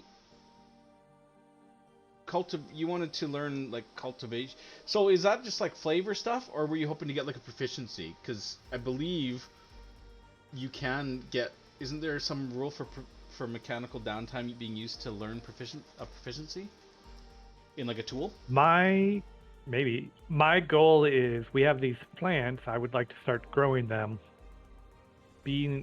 Having the knowledge to grow plants. The plants that are special plants that we look for, like cleansing lily. I would like to be able to find some cleansing lily seeds and learn how much water and sun it needs and all that stuff. What? Yeah. I think that is something that these guys can help you with. They are relatively knowledgeable. So, let me... Woof. The default downtime activities are You're looking in Xanathar's? yes. Okay. So I know they revamped it's in the basic rules. Oh, okay. Well, it's still 50 days in Xanathar's, down from 250. Wow. Okay. But still, you can still learn quite a bit even within 30. So. 50 days, but I'm reading something that's just paraphrased. I wish I could find the actual rule, but it says minus a week per int mod. So Jonah might actually be able per raw. That might fit in fine. Yeah. Training. Here it is. Yeah, receiving training in a length typically takes at least 10 work weeks, but this time reduced by a number of work weeks equal to the character's int mod. What's your int mod? +4? +5? Not 5 yet, no. It's going to be 4. So, 4 weeks, 6. Complications that arise. Oh, there's a training complications table. Ooh. Tables are fun. I wonder what that does. Is there a complicated? Let's find out. Oh, apparently your teacher is a cruel taskmaster. I mean, that tracks. Yeah, where we are. Probably T-Balt. He's like, you must clip the stem here. No, here! No, I'm just kidding. God damn it, why can't you fly? This gardener priest is an asshole. So yeah, although the person apparently doesn't have Brooks no fools and is a very cruel taskmistress, she is able to teach you a significant amount about cultivation of plants.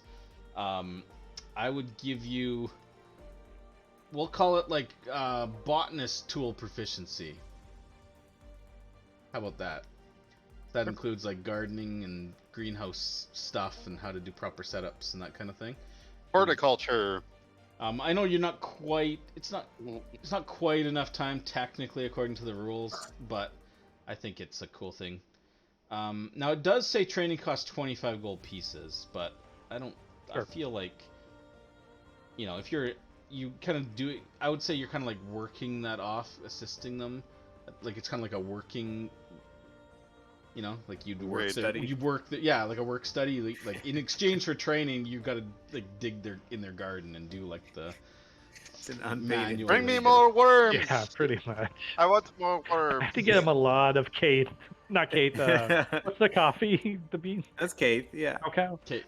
There's a lot of Kate runs. Yeah. So I do a lot of Kate runs for him. All down to the bottom of the hill, back up.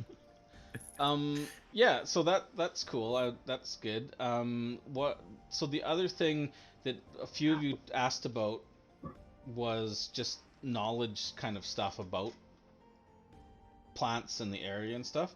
So I can give you some info from that as well that you will learn over the course of time between talking to whoever. Before we go on, Corey, my goal with that is to eventually be able to grow individual plants. So just something to think about. Like, how long does a cleansing lily take to grow? Oh, to actually grow. Yeah. Yeah, you don't have to do it now, but eventually I'm going, when we're out in the Less jungle, than a day instead with of looking Druidcraft. for cleansing lily, I'll look for cleansing lily seeds type situation. Yeah. I think that's reasonable. Okay. Oh man, I gotta think about the lifespan of a cleansing lily. Just kidding. It's fine. It's And fine. all the other plants. I'll just add an extra column in the table. Essentially, it's not a big deal. Okay. Have to make a whole system. That's all. Yeah, full gardening system. It's fine. Okay, so D&D gardening system. Why can't I find Dungeons and Gardens. Gardens and Dragons. Gardens and Dragons. Or Gardens and gargoyles. Yeah, perfect. Why can't I find this? Here it is. It's under Discoveries, Flora and Fauna. Okay, there is some additional plants that you'll be able to learn about that you haven't encountered yet, I believe. Let me just bring up the table and I will tell you about them. So first of all, is there information missing on the Flora table? Yes, there is. Yes. So they will be able to tell you quite a bit because they are knowledgeable people. These monks cultivate their own stuff. They live off the land and surrounding area. They do trade, but they do have to go long. They love seasons. birdseed. They do love birdseed. And little bits of string. So Eyebright does have a downside that they are aware of. So extended use of Eyebright can cause damage to the eye, which results in sunlight sensitivity. If you take more than, so how do I summarize this?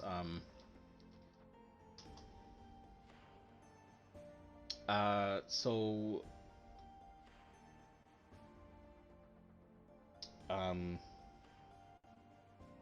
I'm just trying to make an easy way to summarize this. Like, just so look at maybe what you did for Maracuya. 3 doses unripe cause poison condition. Yeah, here we go. So although if it's extended use, not dosage, then it's different. Yeah, so Eyebright is eye salve grants for 1 hour, so, and then 5 doses eaten cures blinded automatically. So, if you eat, let me just write this down. So 10 plus.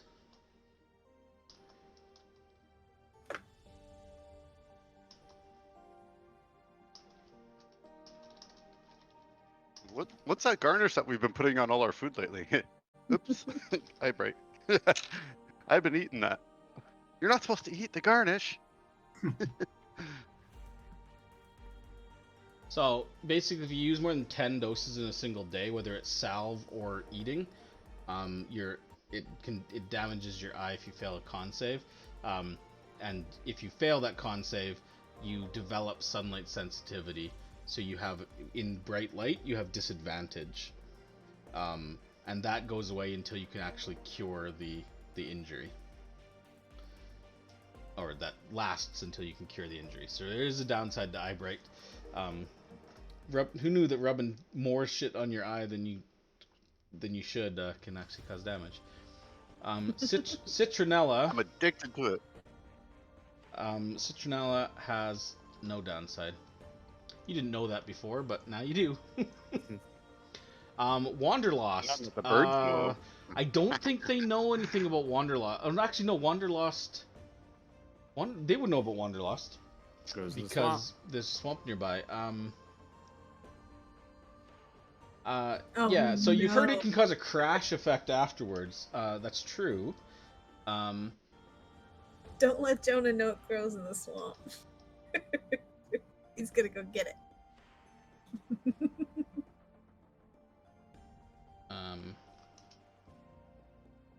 It's not technically. Turn it into a cracker. Ooh, I keep trying to guess what he's gonna say. Oh, damn it.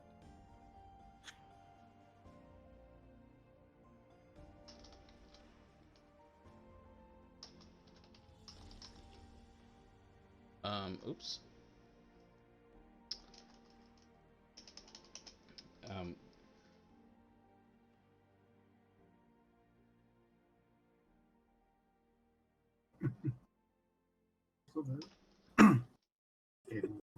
It's not gonna show that. They're in a cuddle puddle. So, yeah. So Wanderlust. After the initial 1 hour boon wears off, it's a DC 20 con save, or you're poisoned for 24 hours. While poisoned, you have disadvantage on all strength, dex, and con saves. Oh, you really come so down. It's hard. not as bad as the actual full poison condition, because the poison condition is harsher than this actually. But this lasts for 24 hours. If you fail that save, when the save's pretty high. So that would be that, and I think that fills out. Oh, dancing monkey fruit. Oh right, we never. Poison doesn't affect saves, Corey. I know. But it's well, I guess yeah. So this is different. This is disadvantage on strength, dex, and con saves. Poison is on all ability checks. So it's still poisoned. It's just this poison does something specific. So sure.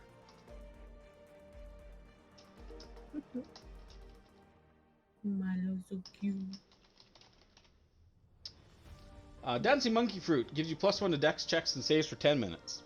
But it causes hallucinations and dancing, so worth it. So there you go. They'll fill out your table. To be fair, Jonah experimenting. This is probably the safest place you're gonna find to do so. Just stay away from the edges. I was gonna say, just make sure like Archie's around to make sure you don't fall to your death. We can get one of those like little kid leashes. You know? I don't think I have any more. I think I gave it away. A harness. Okay, so there's two other items that they can tell you about. Let's put one here. One is called manga leaves. Manga leaves is a like having a manga in your mouth. Hey, man. Is a greenish blue fern-like plant that grows only in light jungle. Not the heavy jungle, because it can't get enough light there. And creature. 1 dose heals 1 HP. It's a good berry. It is rare. It's DC 20.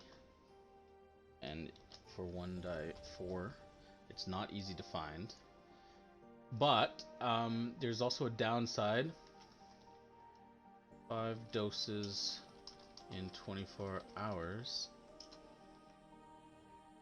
More than 5, so 5 more than 5 in 24 hours is a DC 11 con save, or fall unconscious for 1 hour, or until take 5 damage in a turn. So you can't be woken up unless someone literally punches the shit out of you. So yeah, so it needs to be dissolved in a liquid, heated, and ingested. So you can't just eat the leaves. You have to make a tea out of it and drink it, well, to restore hit point. Does the tea last? Like, could we make some beforehand and keep it, or does it have to be it consumed on the says spot? the dried leaves of manga bush can be ground, dissolved in liquid, heated, and ingested, A creature that ingests 1 ounce in this fashion regains 1 hit points. 1 ounce is 1 dose. A creature that ingests 5 ounces of manga in 24 hours gains no additional benefits and must succeed on... Yeah, so you can't heal more than 5 even if you make the save. And if you fail the save, yeah, you fall unconscious until you take 5. Or for 1 hour. Yeah, once picked, it says a healthy manga bush. Yeah, okay. Once picked, the leaves require 1 day to dry out before they can confer any benefit. So you have to dry the leaves and make them into tea. But it doesn't say anything that it has to be ingested hot. So I would say once you make the tea, you can save it. But it takes Shelf stable. An emergency 1 hit point healing potion. Essentially, Sure. yeah. I don't know how many ounces fit in like a vial, so you could probably like boil it up and have it so up to 5 in a single dose, right? If you found enough leaves. Yeah. Mm-hmm. And is it The fifth at dose 5 or says more to than be 5 is the sleep bad or stuff? after the 5th. After 5. So 5 is the max. So 6 plus. Yeah, Up to 6. So 4 yeah, in the 6 fifth. plus. Yeah, maybe I'll do. Yeah. I'll rate it like that. There we go. So yeah, if you can't gain benefit for more than 5 in a day, and if you try, you have to make a con save. So you can't use it on someone who's I just already wanted to make had it. sure. Sure. So there's manga leaves, and there is one more that they can tell you about, which is... Let me find it in the book. Why would I close the damn page when I knew that I had one more? Discoveries, flora and fauna. Question, Corey. Yeah. If you can't heal for more than 5, why would we ever use more than 5? Because if you didn't know that downside. Maybe you could give it to somebody. That's true. Yeah. That's true. Oh my god, Heal them for 5, but knock them out. You wouldn't kill them For 1 hour, eventually. This is like perfect for Jonah, really. This is like kill them with or knock them out with kindness. Like you'll feel better. Right, I do feel better while you're hanging from chains. Damn it. So, Waka nut. the waka nut is an acorn-like new nut with bright yellow with black spots. It grows all over the place. Everywhere. That's better. It can be... We're gonna find a way to abuse that somehow. It is a DC 10 to find, and you can find 1 die 8 each time. Wow. There is no downside. The waka nut. Shaking a waka nut Tasty. Oh god. What's it? causes it to shed dim light in a 20-foot radius for 10 minutes. That's literally all it does. If you shake the nut, it will basically agitate it, and it will glow once for 10 minutes. 20-foot radius, dim light. It's kind of like a glow stick. So you can't reshake it. No. Once it stops glowing, it's useless. They have no real. I mean, you can technically eat them, but is it edible? Yeah, there's no downside. You don't. It doesn't do anything if you eat them. Your teeth glow like Ross on Friends. Start glowing a little bit. What? Actually, you know what? Sorry.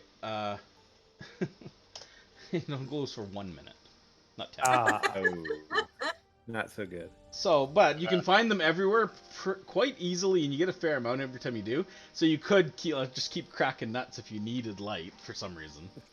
I can just imagine a scene where Jonah's got like 50 of them in his backpack, and he just tumbles and falls somewhere, and they all go off. And damn it! But imagine having dancing monkey fruit and then a bunch of waka nuts. You get yourself a rave. Hey. I can just imagine, like, anyways, so they tell you a couple new ones that you didn't know before. I think it's not quite the entire list. There's one more that I had that you guys haven't discovered yet. Be a good one, a super good one, like King's Maybe, Leaf. of course, but Golden- by the time if really when I think about it, I'll probably just keep adding to it as I think about shit. Because I have throughout the campaign. I think I started with like 6 and now I've got like 12 or something. Because it's fun. It's fun making up little plants that do shit. They're none of them are super powerful, but some of them are pretty handy. Well, and it adds an extra layer to the exploration stuff, you know. Yeah, and survival gathering too. Like, why can't you gather herbs? Baz is definitely going to come up with some like insanely gourmet meal that makes use of waka nuts as like part of the presentation of it. Yeah, your poop comes out glowing. It's like a waka nut inside a cage of chocolate, and he's got like it floating around in a river of Keith. That's not Keith. Yeah. Speaking of, I would say over the course of the time, yeah, Baz, you would learn.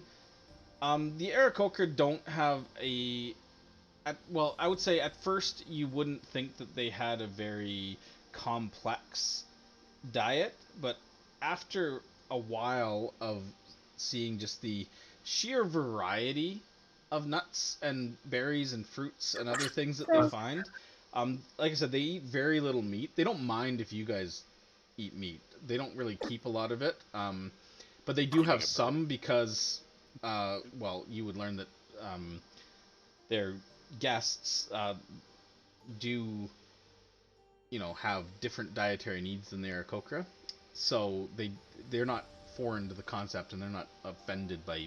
They're not like hardcore vegans or something. It's just they don't digest meat very well, being bird.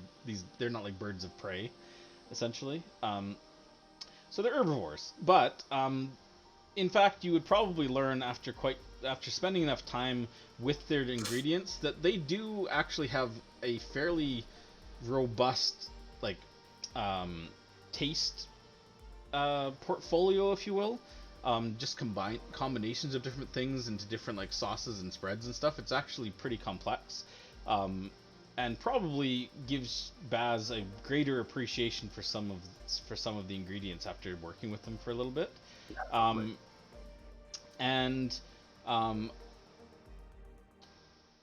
Yeah, I think I got the impression that from that first meal that they just don't cook at all. Like it's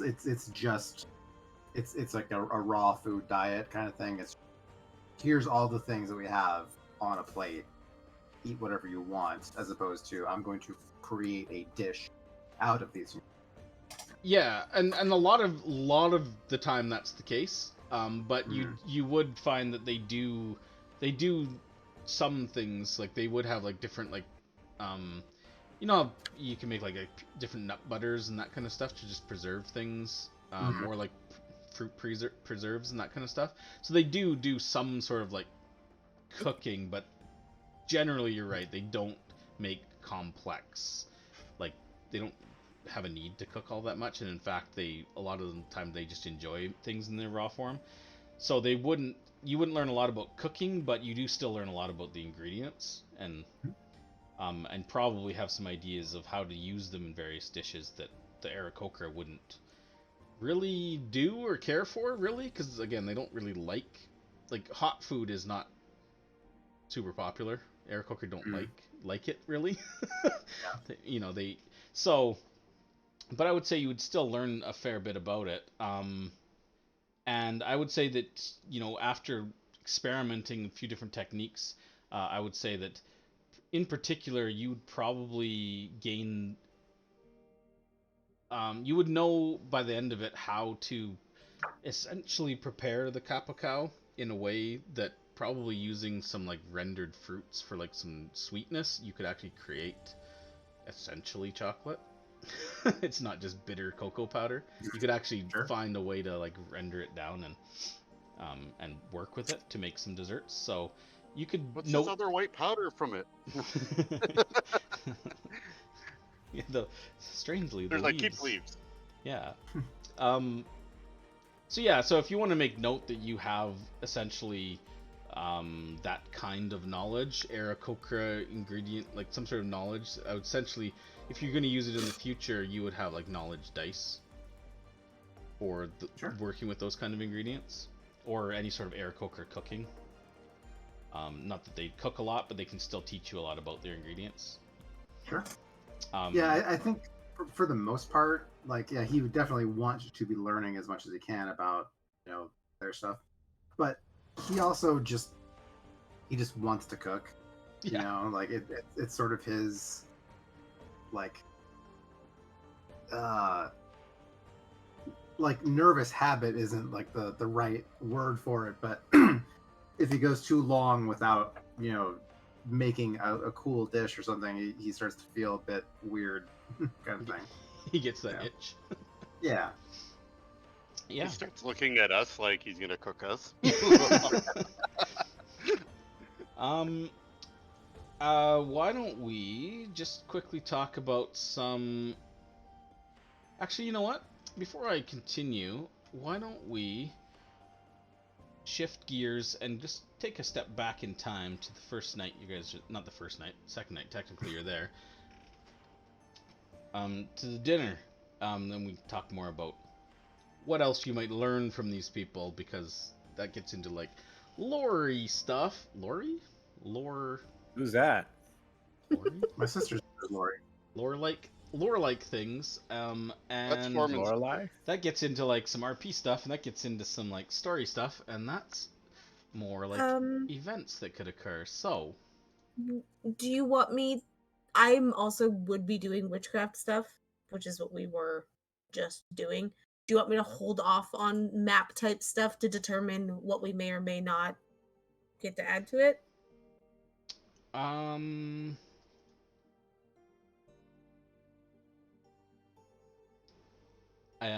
Well, do you want to... Well, it depends what you wanted to do, essentially. Like, do you want to create a map of, like, Mesro to Kir Sabal as, like, a separate thing?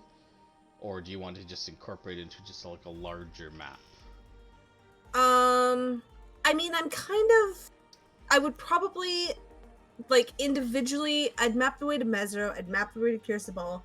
I'm using those smaller maps as a larger foreknowledge towards, my full eventual map, right? But, so it's kind of like there are individual pieces on the way. Yeah, as so well, it's kind of like you're crafting smaller maps so you can get, like, higher quality material for your eventual big map, right? Yeah. It's like, yeah. Okay. Yeah. Well, why don't you do your... Because you've crafted a map before, you should know how to do it, because you did it to Umbala. So why don't you do that and see how you do for, like, Mesro through... I don't know, how many do you have? You have, like, Mesro and, like, the Port Castellar Kitcher area, and then the journey to Kir Sabal from Kitcher's Inlet? Yeah, so it's 2 journeys and then Mesro on its own. So I've got 2 Mesro, 2 Kir Sabal, and then Mesro on its own. Yeah. Okay. I think I passed the knowledge rules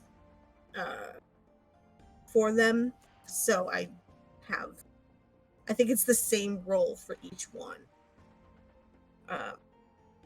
Except Mesro, I'm gonna make high quality. So. Okay. That gets an extra die. Okay, so it'll be +7. So it's 2d6 base. I've got the knowledge, which my technique gives me double knowledge. And then if before I had Blackwind helping me out because he was doing the survival. So does that still would that still follow through? Okay. Yeah, and he's yeah. That's good. Yeah. Okay. I'm just rolling them all because it's fun. Oh boy. Past the DC, but she's a little... It's one cosmetic. Spilled your ink on it. Wait, you ignore cosmetic flaws, don't you? Same as Black. Yes, I have the eidetic. Yeah. So really, the 1 and 6 cancel, and the other one you can ignore. So you fine. I could re-roll it. Sure, finishing touches. True. Yeah. That's true. I'll re-roll it. Hey. So it's better. Cosmetic boon. That's then. much better. Yeah. Because then you've got a minor or a major boon, and you can ignore the minor flaw. Well, no, she rolled 2. Oh, yeah. Just 2 okay. 6s and 1 1. Because you don't have to use. Yeah. Because you can ignore the one of the ones, and then the other one you reroll. How I rolled mine. Yeah. I rolled the 2 6s, and then I rolled the 1 on mine. It's like wah wah wah. Yeah. So this is like a substantial boon on this map. So which map was this? This is the first one? Yeah, so this where I was working backwards. This is Kitcher's to Kir Sabal. Sure. I wish it was the Mesra one, but that's okay. So substantial boon. It's drafting, right? I think so.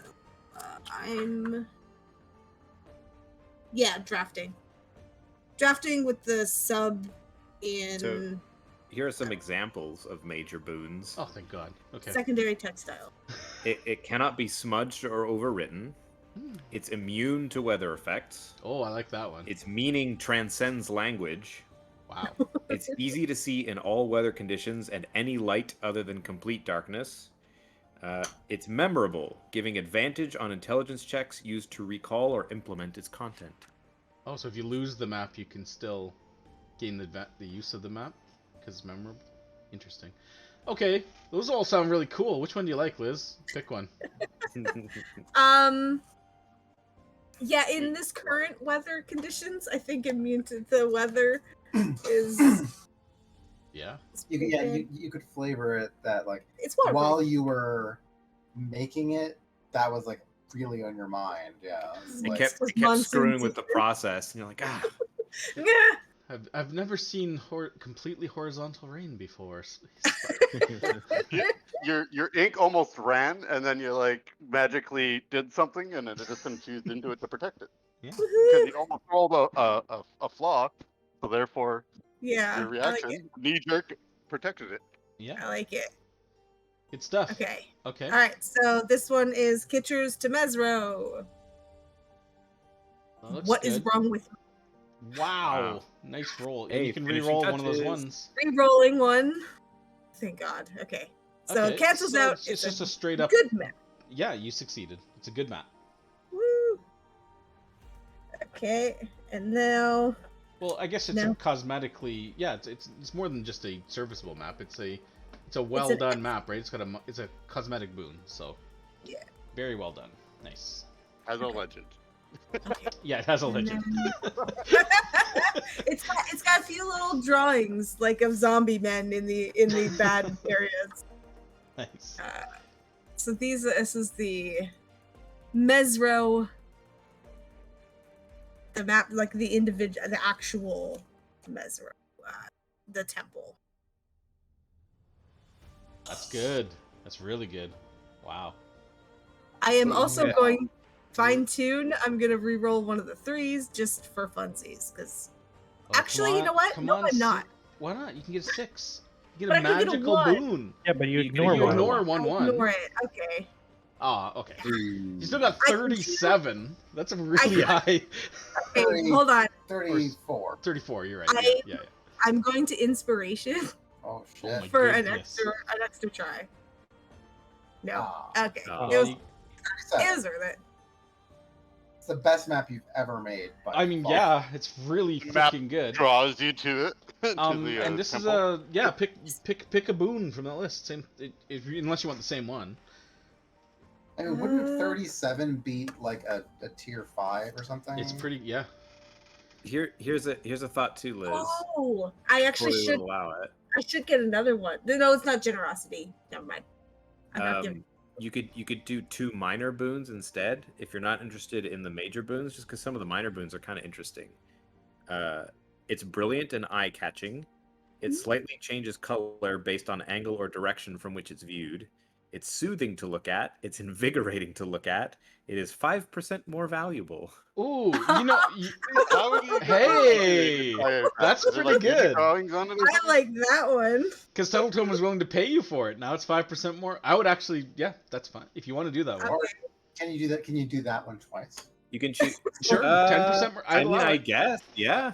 It's Yeah, but It's also literally click like because it's the temple, right? You literally have like it. You can turn Yeah. it and it like turns to look at you like a hologram. Actually, yeah, like having like a drawing on it that like does kind It's of like this is like- what you can expect looking upon the temple, and it turns Yeah. when you. Yeah, that's cool. yeah, I mean, I like it's that. just a picture I like frame. that. I Like- would have that because you said I get 2 minor. you can get Yeah. 2 minor instead of a major. Yeah. Yeah. I think. Let me double check. I'll allow it. Why not? Sure, yeah. So I'll take the optical illusion and which is Yeah. shivery, and the 5%. Sure. Hey, 5% of Oh. 1,000 is 50 gold. I take it back. It says. This one. Sorry, I just lost it. Flaws and boons always stack, is what it says here. Hmm. 1 Always, flaw is okay. a minor, 2 flaws are substantial. Yeah, it makes sense because otherwise you just make all your flaws cosmetic, right? That's true. Yeah. Or, well, I can see why that wouldn't be allowed for Yeah. sure. But for boons, honestly, I don't care. I think boons don't have to stack. I'll allow it. For boons, for flaws, that yes, makes they sense. have to stack. But Yeah. Okay. Yay, fun! I made a really cool map. I go around and show everybody. yeah, Man, drafting is like the only one that has it's more valuable as a minor boon. that's a good one though. I'll keep that in mind because that's just a general. Like if you make something like jewelry and stuff, I could see that being applicable to almost Yeah. any craft, right? Okay, cool. Good. Maps.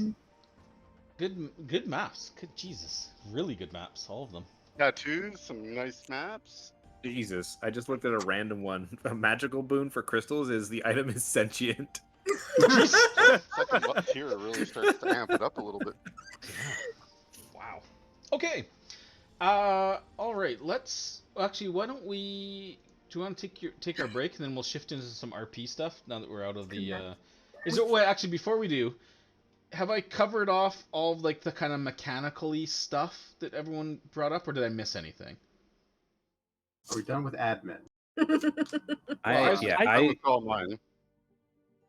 I don't believe I will have access to the tools necessary to do any kind of metalworking stuff. So, I If would you have need nothing Tools, I craftable. can also make you tools.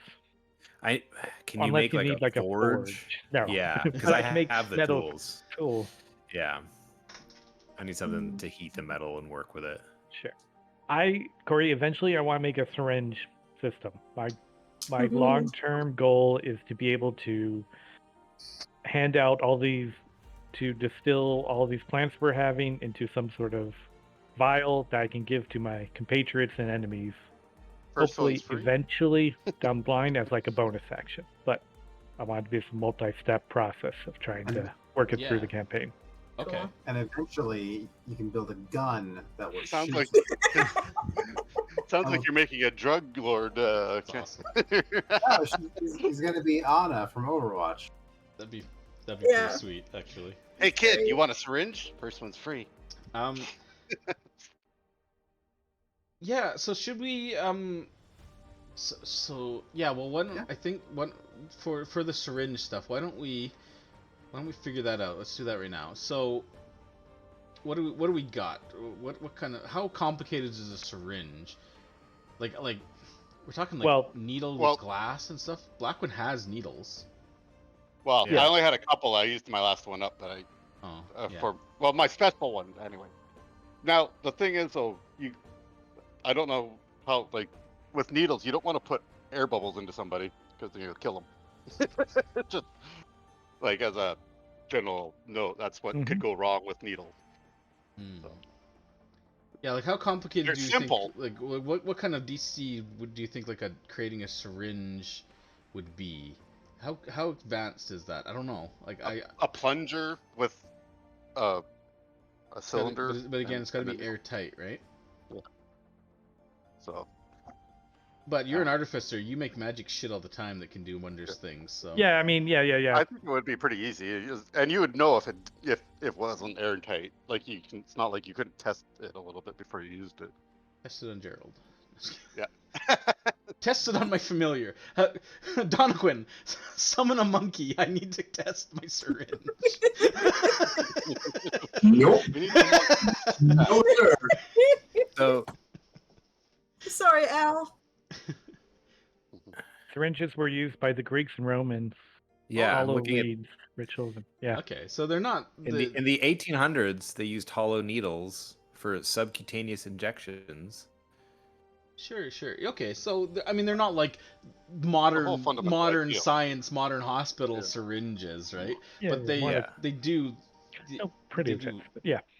They're the really large, creepy ones. So what are we thinking then? Are they? Metal. What do you think would be reasonable? Is it a level 3? Sure. That's a DC 20. Is that? Yeah. You think that's reasonable? Because I feel like it's more advanced than the basic ones. So.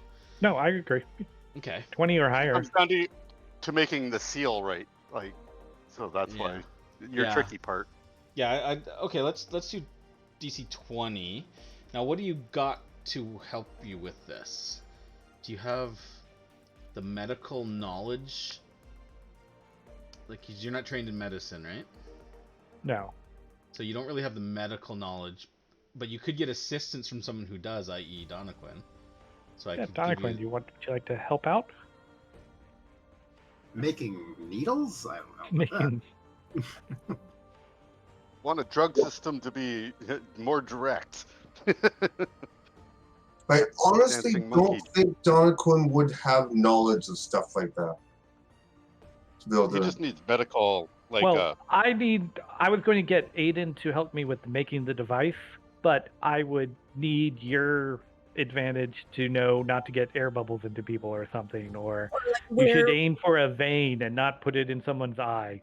Or a muscle or something. Like, okay. It's more like the anatomy, like how is this going to affect someone's anatomy?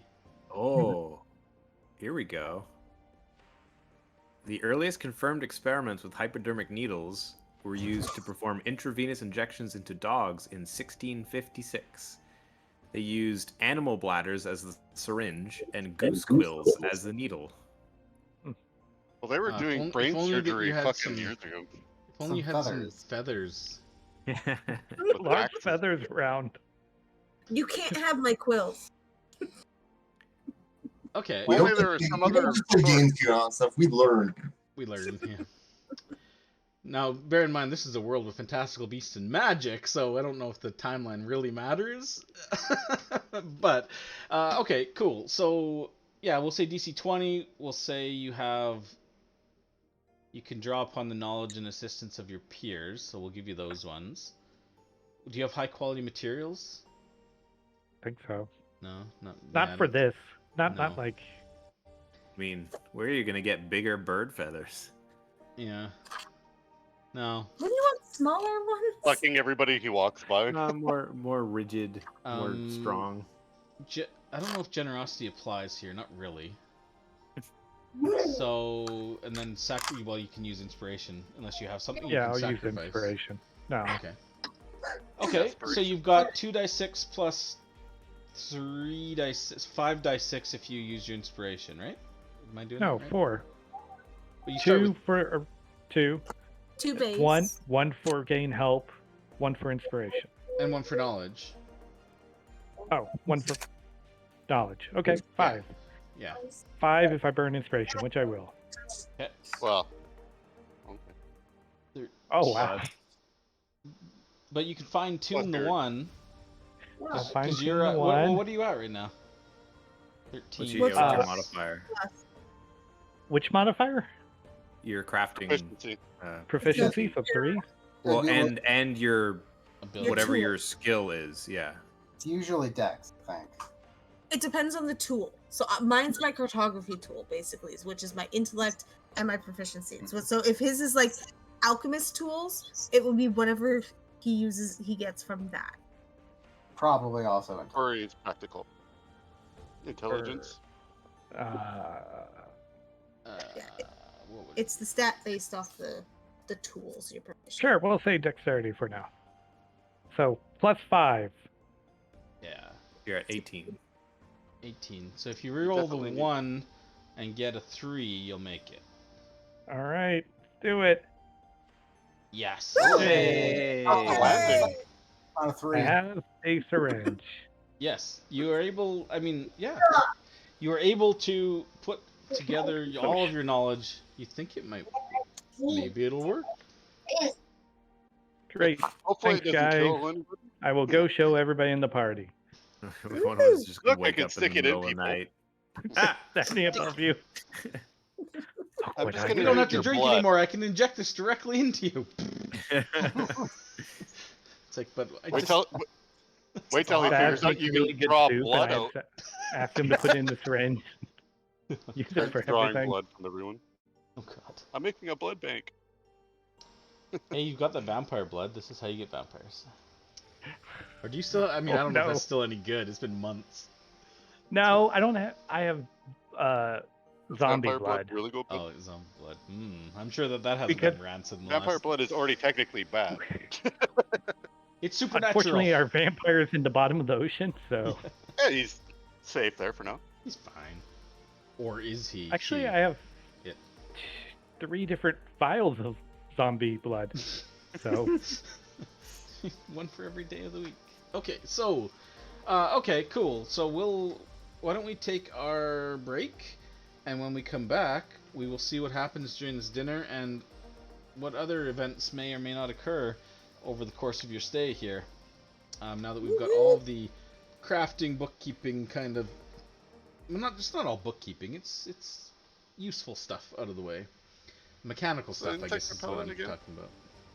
Is the insect repellent 1 gold? I can't remember. I can never find the price Yes, of that. the salve is 1 gold. I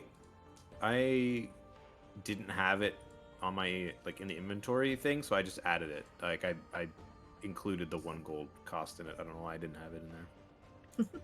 It's 1 gold for 20 apples. Yeah, 20 charges. I was almost used up, but I just figured there was a couple days, perhaps I missed, so I just bought I have 20.